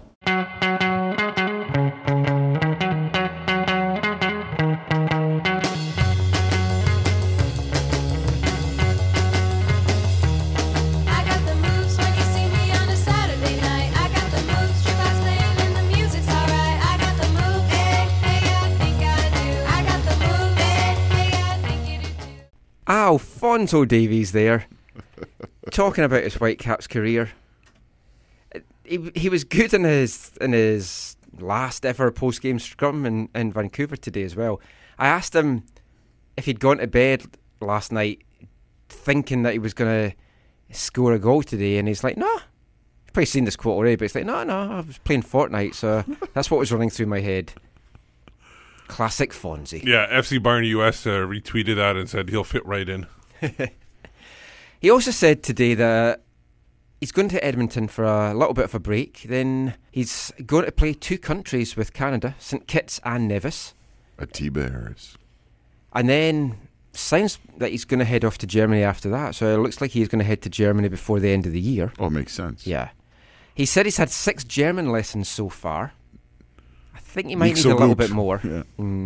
I still do want him to dress up in lederhosen or some German. He will next September. Can anyone think of a fun German costume he could dress up for Halloween? If you've got an idea, like which decade should we go to? I don't know. So maybe something celebrating one of the World Cup wins. Final thoughts then, just Fonzie in Germany. You got a chance to buy a Bayern Munich kit today in the concourse, I believe. How embarrassing. What kind of football club sells another football club's kit when it's not like a friendly and it or doesn't not even like... have Davies on the back of it? Yeah, and a substandard football club. Oh, wait, no. Oh, no. Yeah, easy there, boy. Yeah, not even top of the league. Yeah. I don't know why I just called you boy. Oh, no, we're in dangerous territory. Remember when Robbo referred to folk as boy, and I used those quotes in MLS, and it got angry reactions from folk in the South? No, that was embarrassing. When I saw someone send me an image of that, I was just like, yeah. But it just shows that this front office, they do only care about money. But no, yeah. I mean, Alphonso going to Germany. I'm so excited. Like, I've never gone to a Bundesliga match. I've been to Champions League. I've been to cup matches. I've been to friendlies, but I've never gone to an actual Bundesliga match. And so I'm hoping to maybe do that next year or the year after. And I think Germany, the Bundesliga itself, or even the lower leagues, are probably the number one league in developing players now. I think they've taken a mantle over, like the Dutch league used to be have that kind of reputation. Well, it still does to an extent. I know, but I think the German league, there's a lot of look, England. There's like 7 really young English players that went over to Germany to play, and there's obviously the Americans that are there, and obviously now Alphonso. So I think there is a kind of a thing where they recognize talent at a young level, bring them in, and so they could basically profit and sell them off later on, obviously, or use them for a long term. Yeah. And we wish Fonzie all the best. I've just added Sportsnet World back onto my cable package so I can watch the Hibs Hearts derby and the FA Cup early round. So if he hurries up and gets there, but here's maybe the thing. even see him in action. If you don't have Sportsnet World, which is the primary place to watch Bundesliga in Canada, but if you have the other Sportsnet stuff, you can actually watch Bundesliga on Sportsnet now online. Any game that is not live broadcast on Sportsnet World is on there online. Oh. So I've watched I guess most Bayern games are live, but so. also some Bayern games are on like the Fox channel too. They put them on there because that's where they get their feed from. But yeah, but even if you just want to see the league and see the competition and all that kind of stuff, you can, if you have Sportsnet now, access to that, you can watch quite a bit on there. Anyway, good luck, Fonzie. We wish you well. Maybe we'll speak to you sometime down the road. But we'll be back with some more chat after this. Hi, my name's Simon Colyn, and you're listening to the AFTN Soccer Show.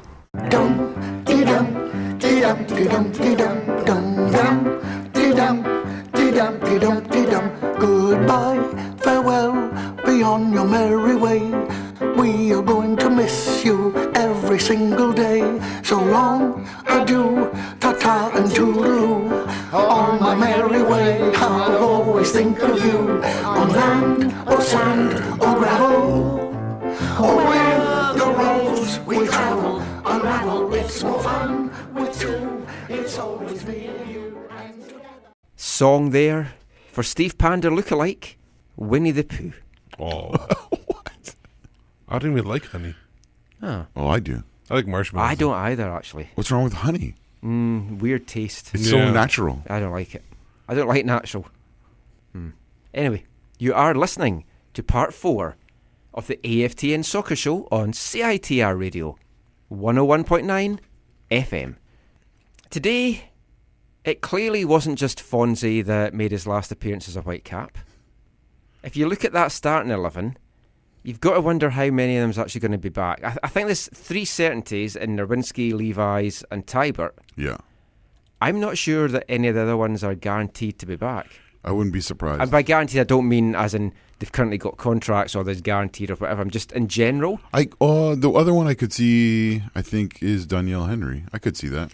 Him, maybe Ali Ghazal, but he is on a high salary. Ali Ghazal, unless he's willing to take a pay cut, I don't see how. Because he doesn't. The problem with him is, I know he's a very solid, holding midfielder, but he doesn't provide anything going forward. They just have an option on him, right? It's an option, yeah. Because the way we'll get into this more later, but about this is the wag. His wife's tweet was not like definitive, but it was talking about having to going to be in Egypt for a month, like going away and being in Egypt for a month and connecting. And he has just got back into the Egyptian national team, so there's a chance he wants to be at closer. A bigger club and closer. Closer, yeah. Yeah, because that travel is going to be horrendous. Because have they qualified, or are they still looking to qualify for the Africans Cup? I think they've got through because they beat Swaziland twice. Yeah.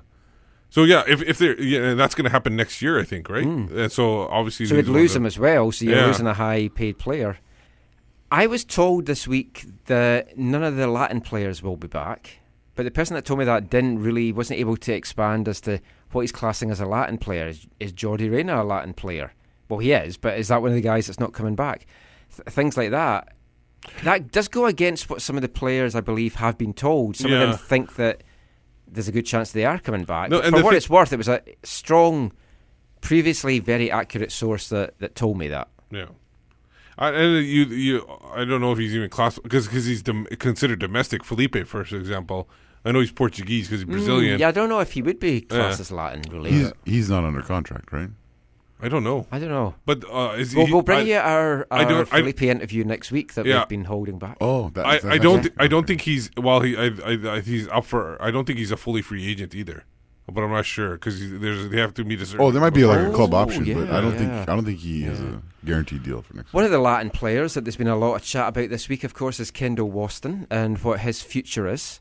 Now, I totally understand a player that's been at the World Cup, wants to move on to maybe bigger and better things, earn some money because it's a short career, you want to earn money.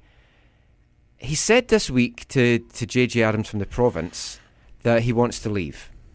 JJ Adams wrote a story about it, and then at training, Kendall went over and spoke to him and said that he's wanting to leave, but it's not because necessarily of what's happened at the club, it's just for himself, to better himself. But for the club captain before the end of the season to say that he wants to leave, I don't think that is good optics. Okay, there's a couple of things there. One is, so just to clarify, he had this conversation happened with JJ, and then JJ wrote the article. Yeah. But I don't know that it's just about bettering himself, and also the optics. The season is over. The season was over, Michael, after the last game. But he still had one game until the last play. game he's played. And he's wearing the armband in that game. The season was over. Today was a glorified exhibition game.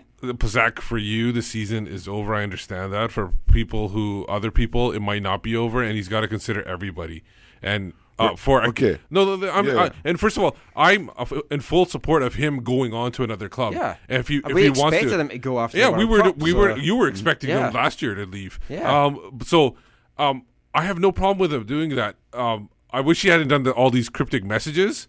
Unless he was just trying to say goodbye to fans slowly or something like that. He's the instead of ripping off the bandit stuff as well. That might be more than they actually say. But for a captain, and if it was another player, I wouldn't even care. But for a captain to say I want out of here, whether it's to better himself or because he's upset, I just don't like it. I wish he just waited for the end of season interviews and just said, I think it's time for me to move on, and nobody would have said anything about it. So here's the thing. I think you need to also reverse engineer some of what's happened, right? So a bunch of stuff. He said this to JJ. JJ's on the story. A bunch of stuff is whatever. If you look at the comments that his wife has made on social media, what has she been saying, Steve? I think she said that she loves in Vancouver or something. I'm paraphrasing. I don't exactly remember what she said. What's the other important thing she said, Michael? I don't know. Is this I a mostly test? just look Can at you just pictures. let us know?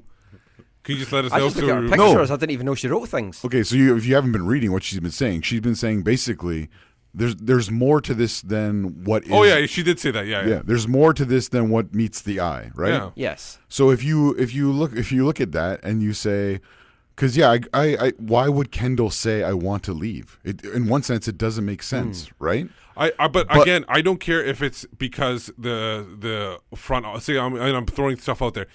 I don't care even if it's the front office saying we don't want you back. I still don't want my captain saying I want out of here.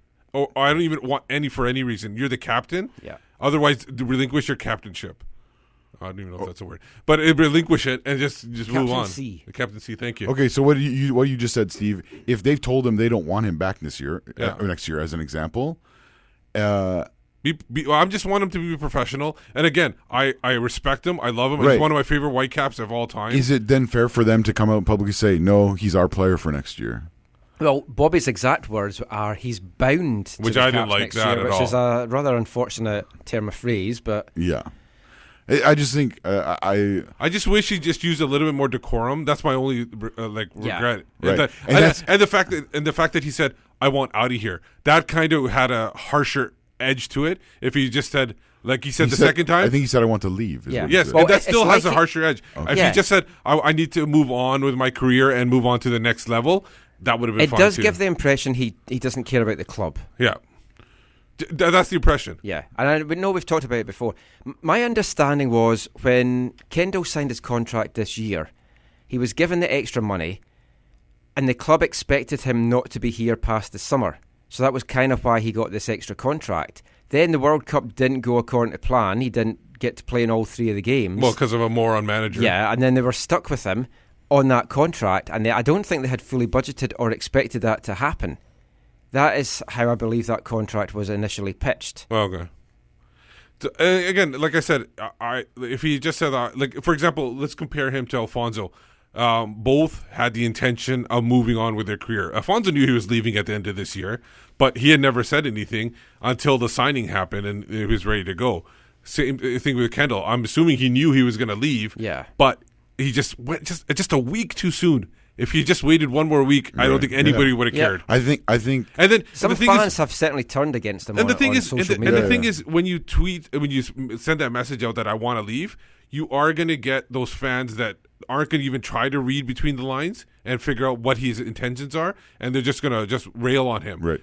And you got to understand that's going to happen when you say something like that. Right. I know these people well, so I really look forward to what Priscilla's talking about in terms of what the fuller picture is coming to life. I think they've been fantastic for Vancouver, both of them. Yeah. I think Priscilla's been fantastic for Vancouver. She's really pushed I think she's been one of the a nice woman. And I think, and you could correct me if I'm wrong, but she seems like she's a leader when other new players have come in, especially Latin players. And welcome the wives of those players into the group and everything. Especially the Latino community. Yeah, exactly. Yeah. So I think she's been fantastic for the team. And if they need to move on, they need to move on. But just one more week, it would have been fine. But we'll talk a bit more about the future of some other players and stuff next week and the coming weeks. But one player we talked about last week that we know is pretty much not coming back is English loanee from Crystal Palace. I think that's how Zach would describe him, the English loanee. No, he's Jordan. Oh, you're going to call him Jordan? I had a good conversation with him today. Yeah, Jordon Mutch. I really like him. Before we get into that, I got a chance to sit down with him this week just to talk about his year, the ups and downs of it in MLS and Vancouver.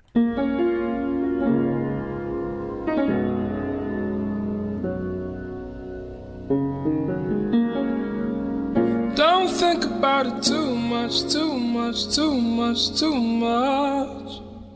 Jordan, the season's coming to an end. I know it's maybe not going the way you would have hoped, both for the team and for yourself, but how did you find your first season in MLS?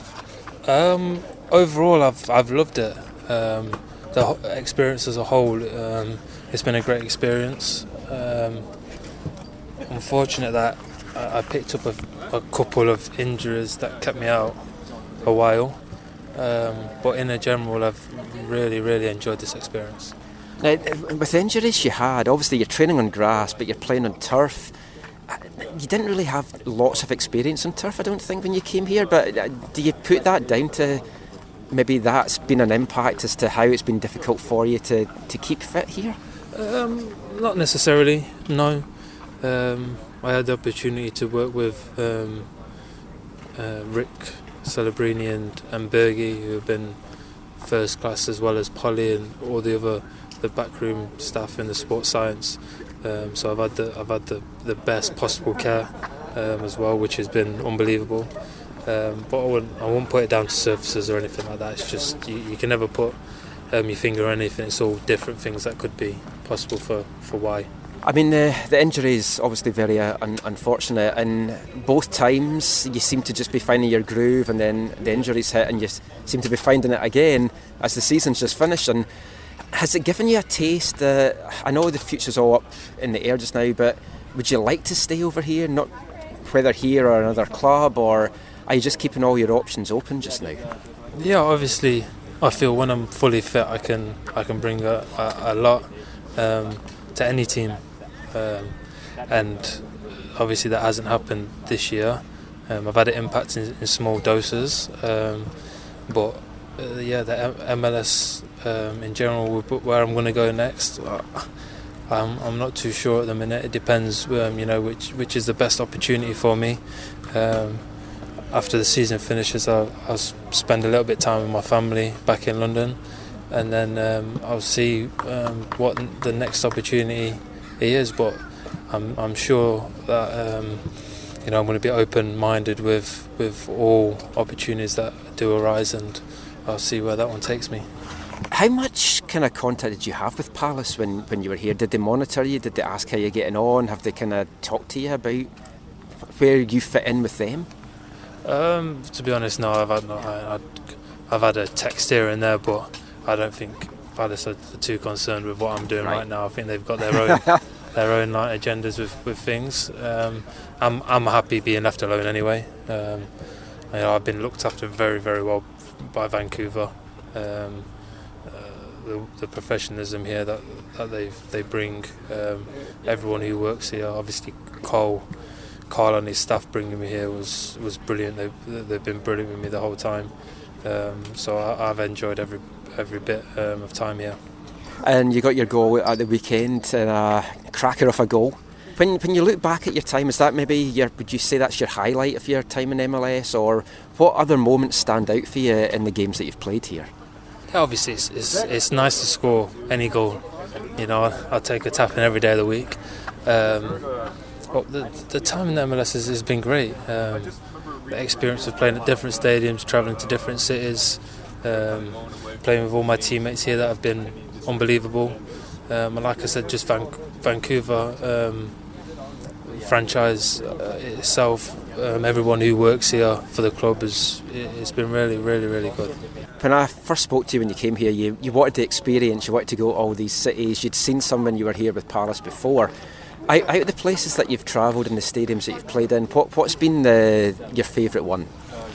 It's obviously nice going to all these different cities, and the travelling isn't nice, but it's nice going to the cities. But for the main reason I come here, obviously for the football, so that's been brilliant. But it's a bonus when you get to go to the different cities and play at different stadiums like Atlanta, LAFC, which their fans were really good there.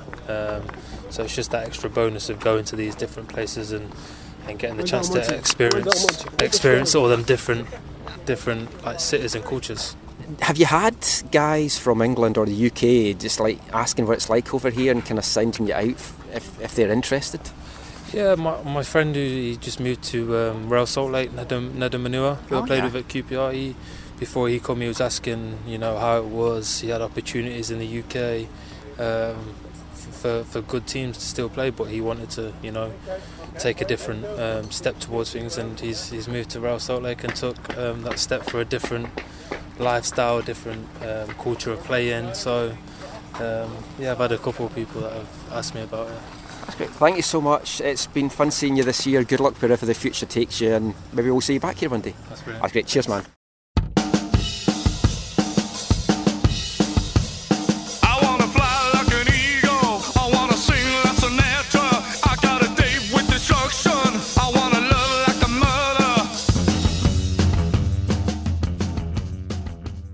Jordon Mutch and 80s Matchbox Beeline disaster. There you go.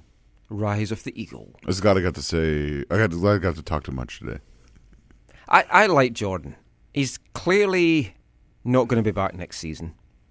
I think it's good because despite what he says there that he doesn't think that turf had an impact in it, when you're getting injured so much, turf is not the surface for you to be playing on. I talked to Sammy Armenteros after the game briefly. I was like, our turf got you, didn't it? You saw when he was down at the very beginning? I was like, our turf got you, didn't he? He's like, yeah. And he plays on turf in Portland. So. Yeah. Oh, but for how much longer? They are possibly looking at switching. So Mutch won't be back.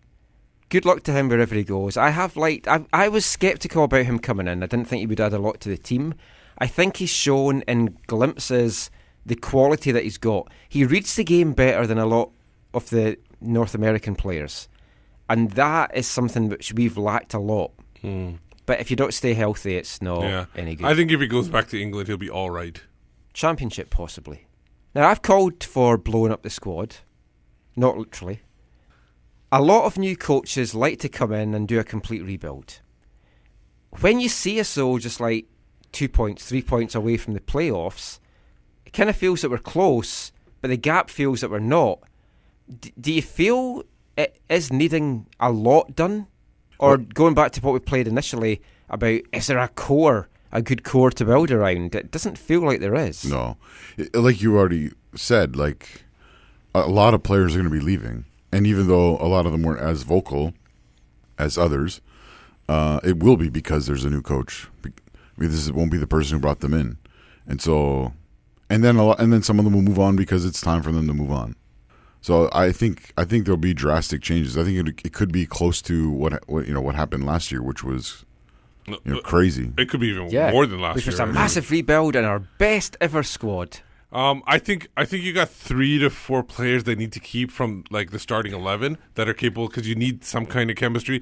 For example, Tybert, Kamara, Nowitzki, and like Monder Henry. Something like that. Nothing, but Kamara is not like he's out of contract. Oh, I know that. Yeah. But remember, he wants to come back. I have a feeling. Remember the story we had in the summer where it was like TAM players had an issue, like they were free agents, but they weren't fully free agents because there was a loophole in the negotiations. The David Osted thing? Yeah, something like that. So he might fall in that too, where if he wants to have a decent salary, he would have to remain with the Whitecaps.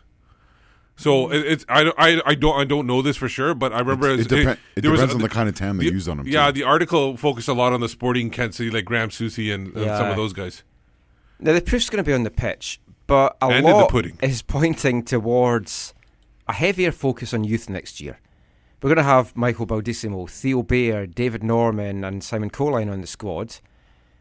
We've talked maybe a bit too much, but better integration would have helped younger players in the past. That's what we need going forward.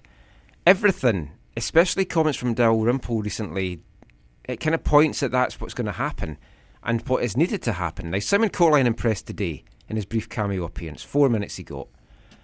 So Dalrymple asked him what he feels Simon, because he knows Simon really well from his residency days, what he feels that him and the other young players can bring to this team next season. So here's what Craig had to say. There is a spark. He's a talent. He's extremely intelligent footballer.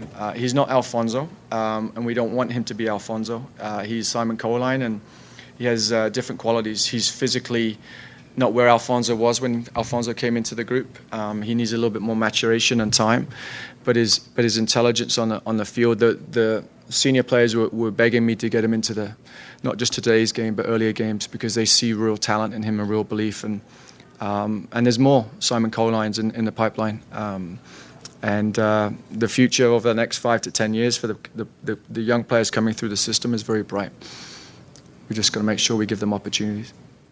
Now, obviously, you can read a lot into different things, but was that maybe a little dig at Robbo there for not playing the younger guys? You could take it that way if you want to, but like I said before, maybe it was just his opinion. Now, Simon Colyn is an exciting prospect. Let's not put too much pressure on him, though, and expect him to be the next Alphonso Davies, because he's not. There's not going to be another guy like Alphonso that comes around for a while. Once in a generation, possibly. Honestly, you never know, though. You can't say that because somebody might show up and... yeah. Like, I'm not even saying he's in Alphonso's category, but you mentioned Theo Bayer earlier. Theo Bayer's got really... such high hopes. I think he's actually might be faster than Alphonso, but is he faster in control of the ball and making moves at a very high level? Probably not, but he's got the speed that'll excite people, and I think he can do some damage next year if he plays like as a backup wing, where he gets a game every like 3 or 4th a game. He's in the starting lineup, but he's not going to be, like I said, he's not going to be Alphonso, but he can be something like a very good starting MLSer who eventually might go to Europe, but might just stay here his whole career as well. Simon Colyn, after the game today, he did do a chat. Got a chance to ask him. If you want to know a little bit more about Simon, check out our episode 275, where I spoke to Simon a couple of months ago just about joining the MLS team. But here's what he had to say today just about making his MLS debut. So Simon, you've waited for your professional debut for a while now. What did it feel like to get out there on the pitch finally? Yeah, it was exciting. So obviously very excited to be out there and just experience it. Once I got on the field, everything kind of forgot about everything and just focused on keeping the ball and passing it to my teammates. So it was exciting to get out there. Did you know that you were going to get on today? Did Craig tell you yesterday? No, he said I'd be on the bench, but he said I'd just be ready for anything. So wasn't guaranteed, but just was ready for anything, like he said. So when you went to bed last night, what was going through your mind? Was it making the debut? Did you imagine you'd get some chances out there when you came on? I wasn't fully sure. I didn't want to hope too much, but I was just thinking everything. I was kind of thinking everything because I didn't know exactly what would happen. So. Did you feel it was kind of a passing of the torch with you coming on for Fonzie there? Yeah, I mean, I thought that was a pretty cool moment.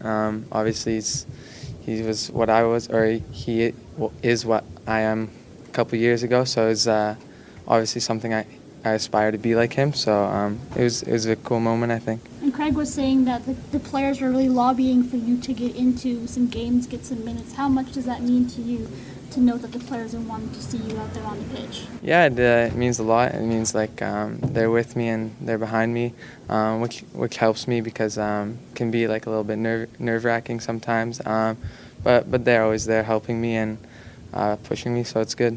Do you have any family and friends from Langley out here in the match? Yeah, my parents and my brothers came out, so it was good.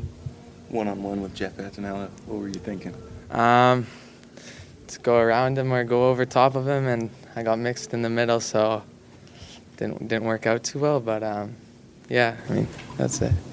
You had a couple of good chances. I mean, that must make you know that you belong out there. Yeah, I mean, I think there were some chances that fell for me. Yeah, I mean, it was good. It gave me a bit of confidence because I didn't know exactly how the first game would go. So. You've been away with the development team that the Caps have set up. How did you find that experience in Mexico? That was good. Mexico was definitely a trip I think the whole team learned from. We were playing teams that were that we don't often see in Canada and America, so it was good to experience that. And is there more games lined up, or what's your plans now for the off season? Yeah, I think to continue playing with the development team as they'll go through the MLS off season. So continue playing with them for now. Did you get to keep your jersey after the match, and what are you going to do with it? Yeah, I got to keep it. I'll probably hang it up in my room when I get back home. So. It's been a big weekend for the Colyn family because your brother did well in the shootout yesterday with Trinity. Yeah, I was watching that, so that was good for him. So that was Simon Colyn just talking about his MLS debut there. Yeah, you know, the one of the best parts, and I was going to mention it earlier, when they gave the send off to Alphonso and everything, Simon came on and immediately Kai Kamara went up to him and just hyped him up, like just got into his face and hyped him up, and I thought that was fantastic. Another reason why I think Kai Kamara needs to come back next year. Yeah, definitely. The influence he would have on the younger kids would be fantastic. He needs someone to do his celebrations with as well, so there's that. But now it's time for my favourite part of the show. It's wavelength time. And we're going back to 2011 this week with a band that's going to be in Vancouver this week. Get along to the Biltmore on Thursday night. Welsh band Los Campesinos. We've played them before in the show. This is a song that they do a lot of songs about using like everyday life and football analogies and stuff like this. So this is kind of doing that, but it's basically focusing on the heartache that watching England in major tournaments brings to them, because they're English people that went to Welsh University.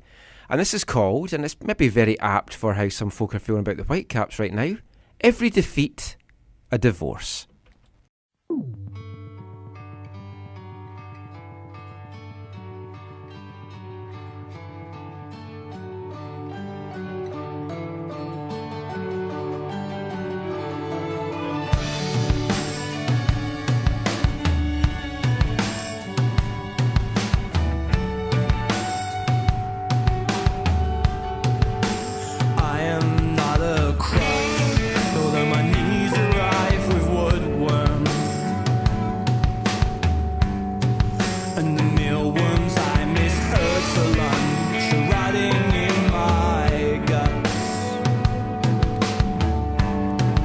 With a childhood of fingernails that ripped my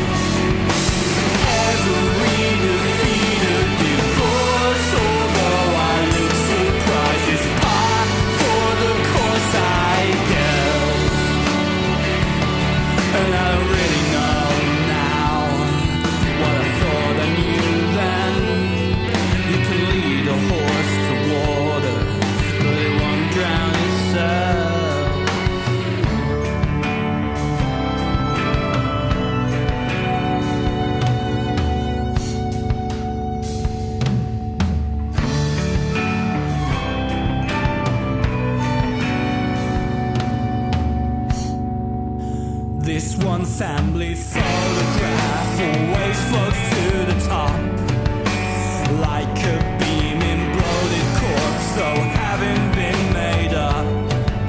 My memories are sepia, but the photograph is not. An historian is fucking with them as deadly as garage. Where they're standing in the kitchen with his arms around the waist, with no idea of what's to come, and with a smile across his face. And all the feelings are the same, but every other thing has changed. But forget everything you know, as though your mouth and tongue are strange. Small comforts fading out the golden electronic chair. When West Kings was my Waterloo, my most dramatic tale. Now I've been walking down the shortcuts through the alleys in the dark, because I'm not scared of the shadows and the back of my heart. These things rattle around my head. If he hasn't blown the whistle, then it isn't quite the end. We defeated divorce, although I look surprised. It's par for the course, I guess. Every defeated divorce, although I look surprised. It's par for the course, I guess. But how could I ever refuse?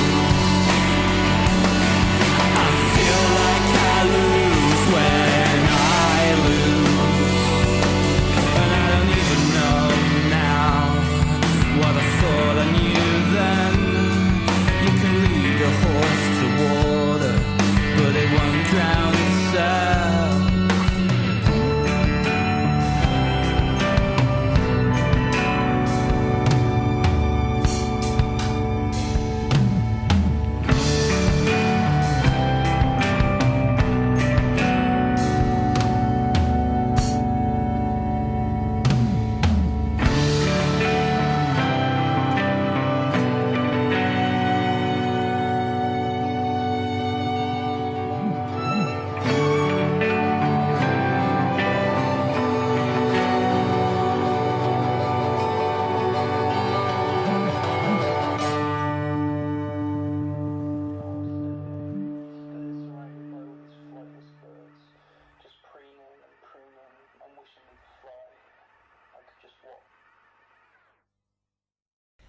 Los Campesinos there. Every defeat a divorce. Open brackets, 3 lines, close brackets. From the 2011 album Hello Sadness. I mean, do you get the feeling that that is a kind of mood amongst the Whitecaps fan base just now, that the defeats and the way that the team has played this year, it's kind of, for a lot of people, it has been a bit of a divorce. They just don't want to be back next year. Yeah, some. I don't know if it's enough. If some of the things the front office has done, it felt like they didn't hit numbers that they wanted to, but I don't know that factually, and it's not enough to do. It's not enough to send the real message. Yeah. So remember, if you're free on Thursday night, get along to the Biltmore. Los Campesinos coming over, doing a kind of greatest hits 10 years in the business tour. Look for Michael if you want to meet Michael. He'll be wearing his... I'll hopefully be there. Haven't got my ticket yet because we were meant to be going away, but since it's How are you going to wear? West Ham? What are you going to wear? AFC Wimbledon? What are you going to wear? Los Campesinos have their own football kits that they've brought out over the years. Oh. I don't actually own any of them. I was talking about your hat, but okay. Oh, I'll probably wear my Oregon Coast hat. Oh, there you go. Yeah. I was meant to be going to Seattle Zoo, but soggy animals, not a lot of fun. Anyway, tell you what is a lot of fun. BC Soccer Web headlines.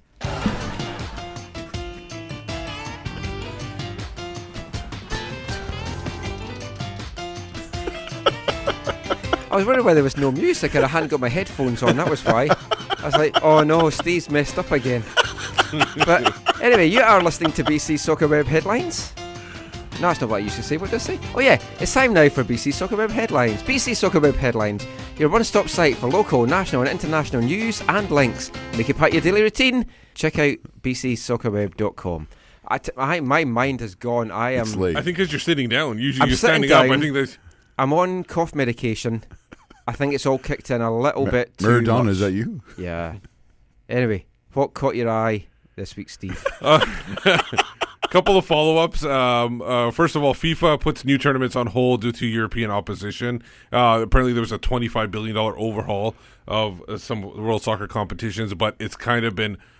It's met with a lot of disapproval among clubs in Europe amongst the UEFA and a whole bunch of the federations.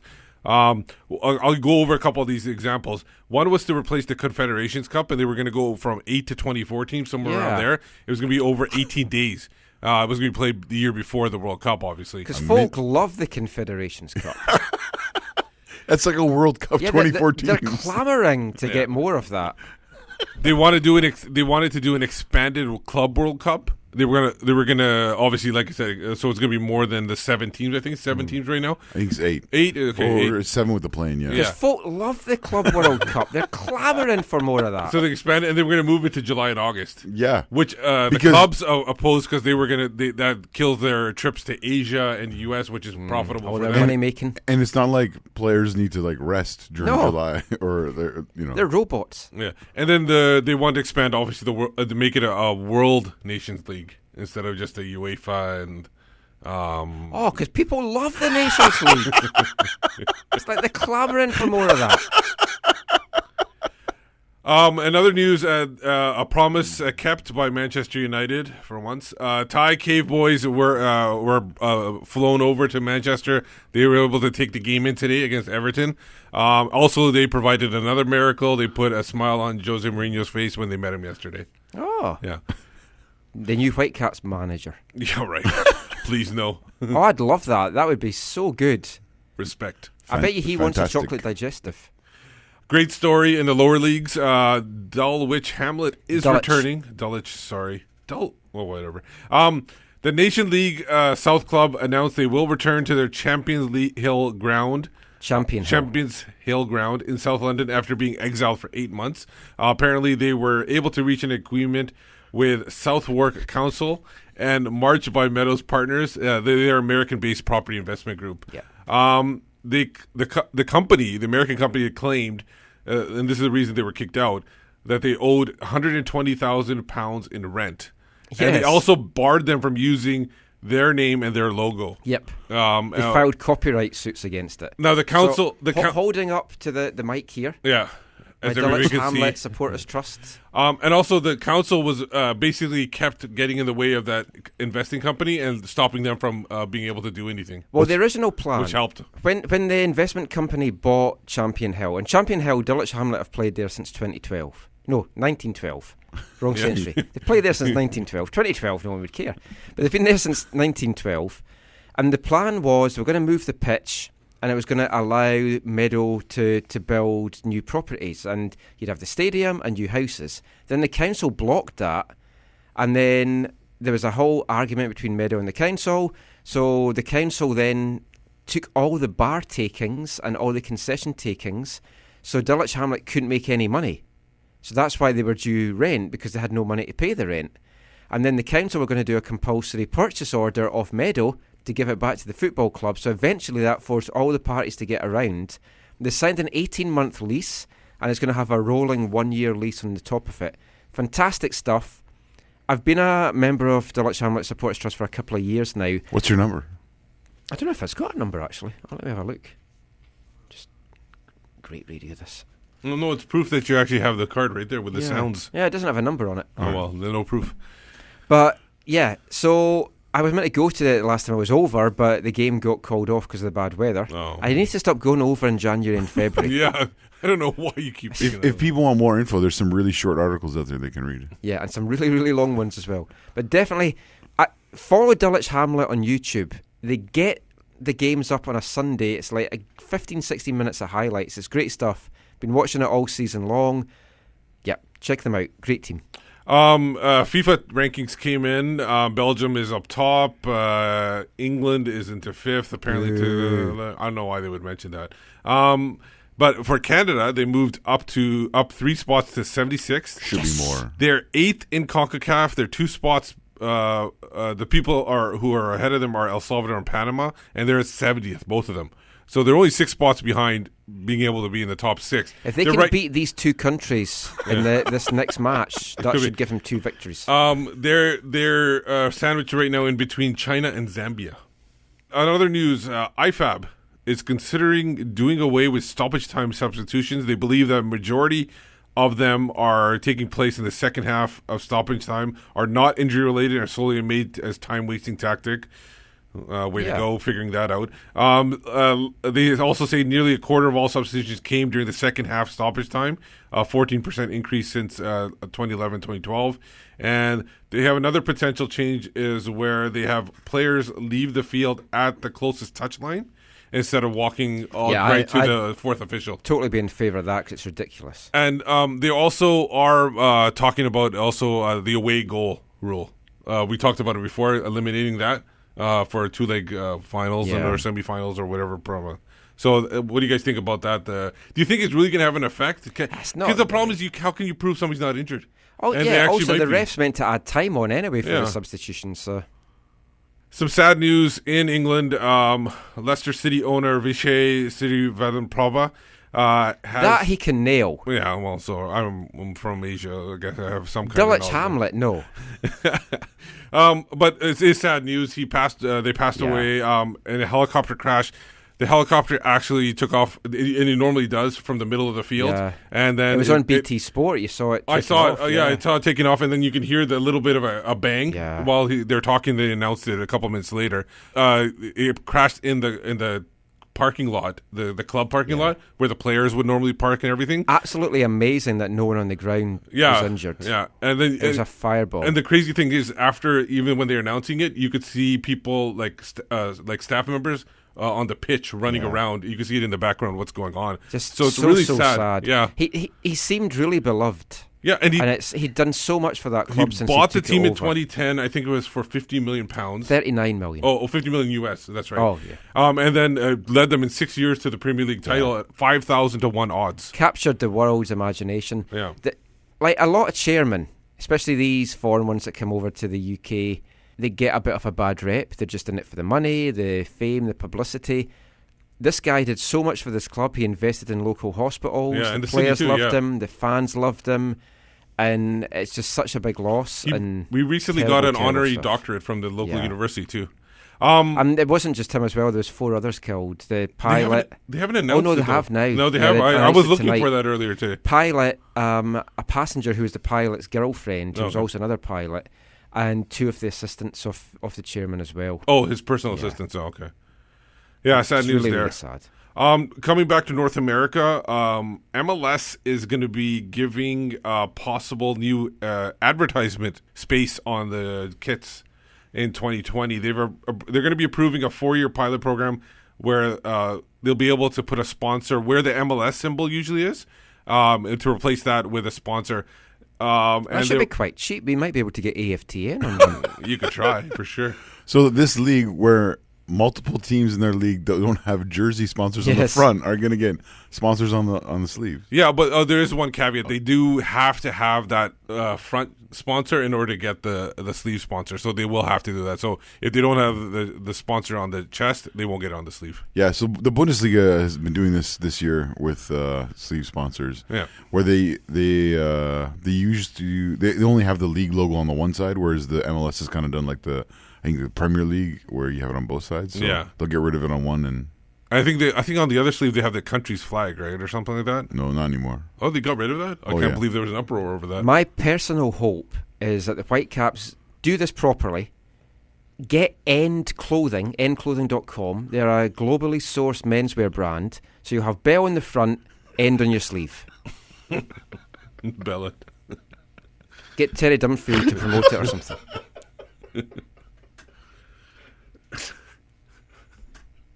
We've lost Zach. So I'll quickly go over the next bit of news while Zach's recovering. Austin, not Austin. Well, just to point out, Terry Dunfield. I'm not saying he is a bell end. Yeah, Terry's a great guy. Yeah, big head. Austin Bold FC breaks ground on new stadium. This is not the Austin that is the. It's not the Austin that you guys know. Yeah. It's basically the USL team. It's Austin in bold. Not your father's Austin. It's going to be a 5,000 plus seat venue. They have the picture up on the article too. It looks like a decent stadium. What could I hope the possibly go MLS wrong? team get called Austin Times New Roman. Austin Helvetica. Actually, that's got a nice ring to it. I like that. Calabria. Oh. It's the USL CEO Alec Papadakis mentioned that the Alston Bold FC is well on its way to having a talented side. Fantastic statement. I'm confident will take the USL and soccer world by storm. Austin is a dynamic and thriving city, and we look forward to an exciting inaugural season there this spring. No mention of the MLS team that's coming. I did see a picture this week of a giant donut that they're selling in Austin. It was on my wife's Facebook page. Is that for away days? You're getting excited? I thought, I wouldn't mind that. Yeah. It's massive. Are you going to go to a game in Austin next year? No, I'm boycotting everything to do with the Austin MLS team. But I'll fully support Austin Bold. What about Orlando? I like Disney World. And Mickey Mouse Cups. Their safari tour was superb. Oh, yeah. Yeah, you got to see Championship glory I'm there. really curious to see where Mark DeSantis takes us for pre-season. I'm hoping wherever the Whitecaps go... Portugal. Ooh, Montreal. No. I'm hoping wherever the Whitecaps go, FC Cincinnati are there as well, because then I can do a double whammy and get Alan Koch. We'd hope to have Spencer Ritchie on the show tonight, talking about preparing for the Eastern Conference final. But, that did not go wrong. It went wrong. Well, it did go wrong. Yeah. New York Red Bulls were flopping all over the pitch. That was Are you surprised? Terrible.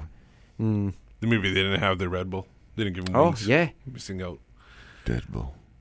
Some news out of Canada. A couple little stories here. Odd stuff from Fury from Ottawa. They celebrate 3 U20 call-ups the day after the team cut ties with those players. That's from 11. Was it the day after or the day before? They cut the players then they congratulated the players the next day for making the team. Wow. Who were the 3 players? That's really tone deaf.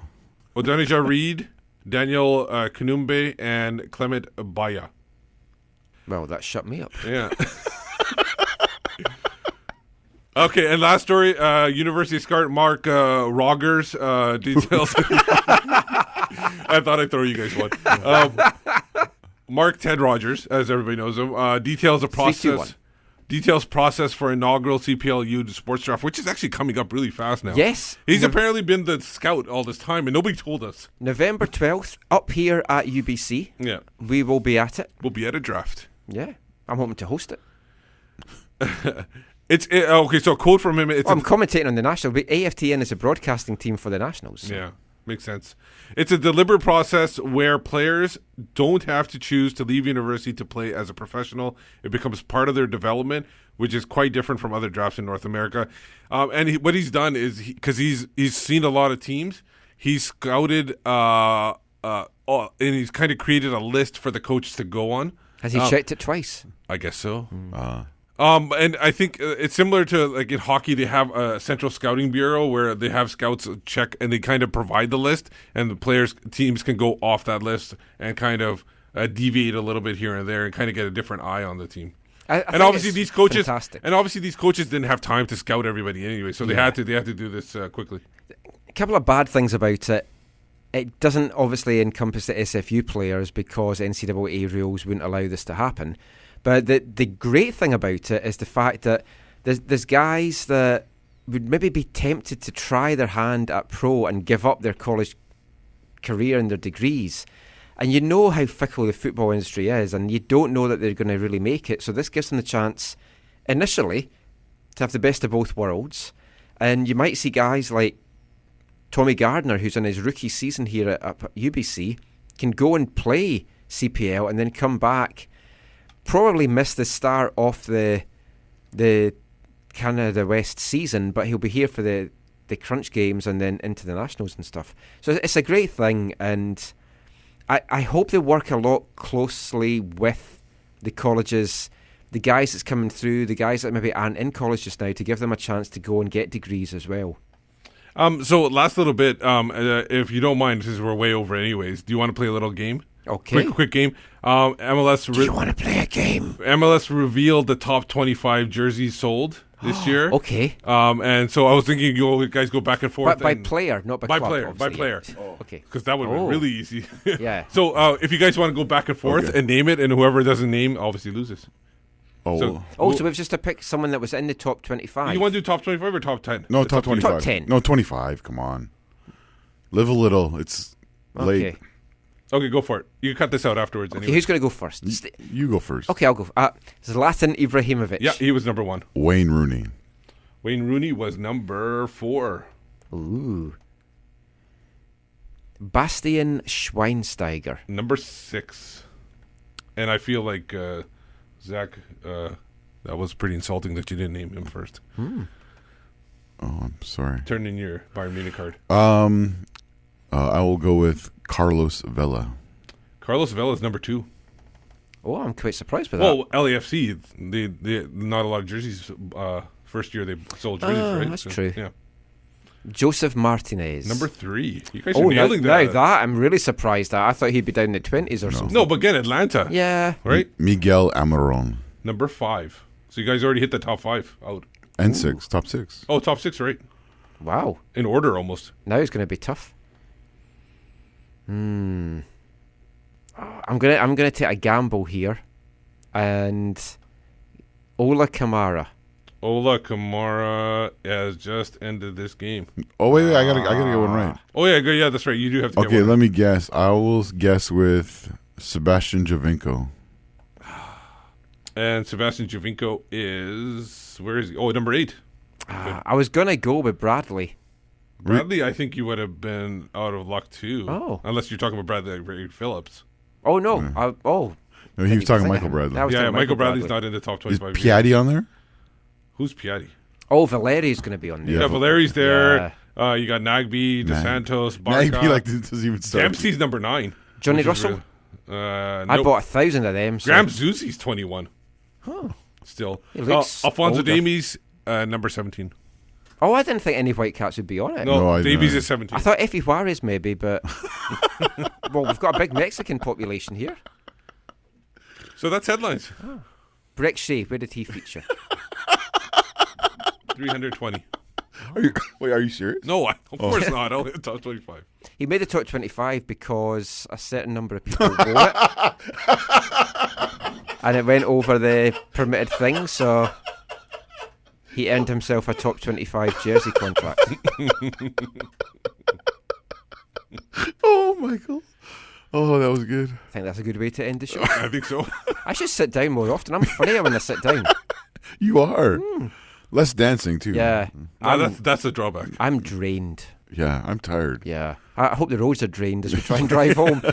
Let's see how that goes. Anyway, just before we do go, let everyone know where they can find you online. You can find me on Twitter at WhitecapsBeat. For me, it's at Zachary AM, and I'm part of the movement Curva Collective. I'm Michael McCall. You can find me on Twitter at AFTN Canada. Also looking for maybe scuba gear to get home. You can find us on Facebook at AFTN Canada and on Instagram at AFTN Soccer. Yellow Submarine. We all live in a yellow... Or, the version I had, Kai Kamara is a beep goal machine. A beep and goal machine. A beep and goal machine. Okay, Zach's on his phone. Yeah. Anyway, thanks for listening, everyone. We'll be back next week with the start of our off-season shows. You know how much fun they are. Take care. Thanks for listening. And mon the Caps.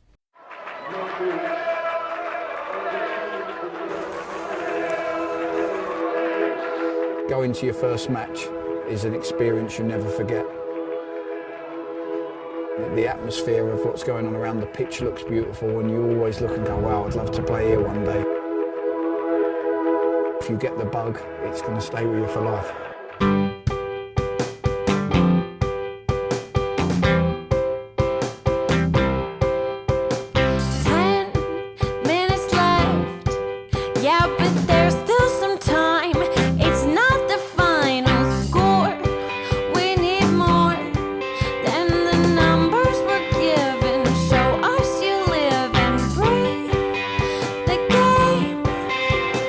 More than a name, that's what we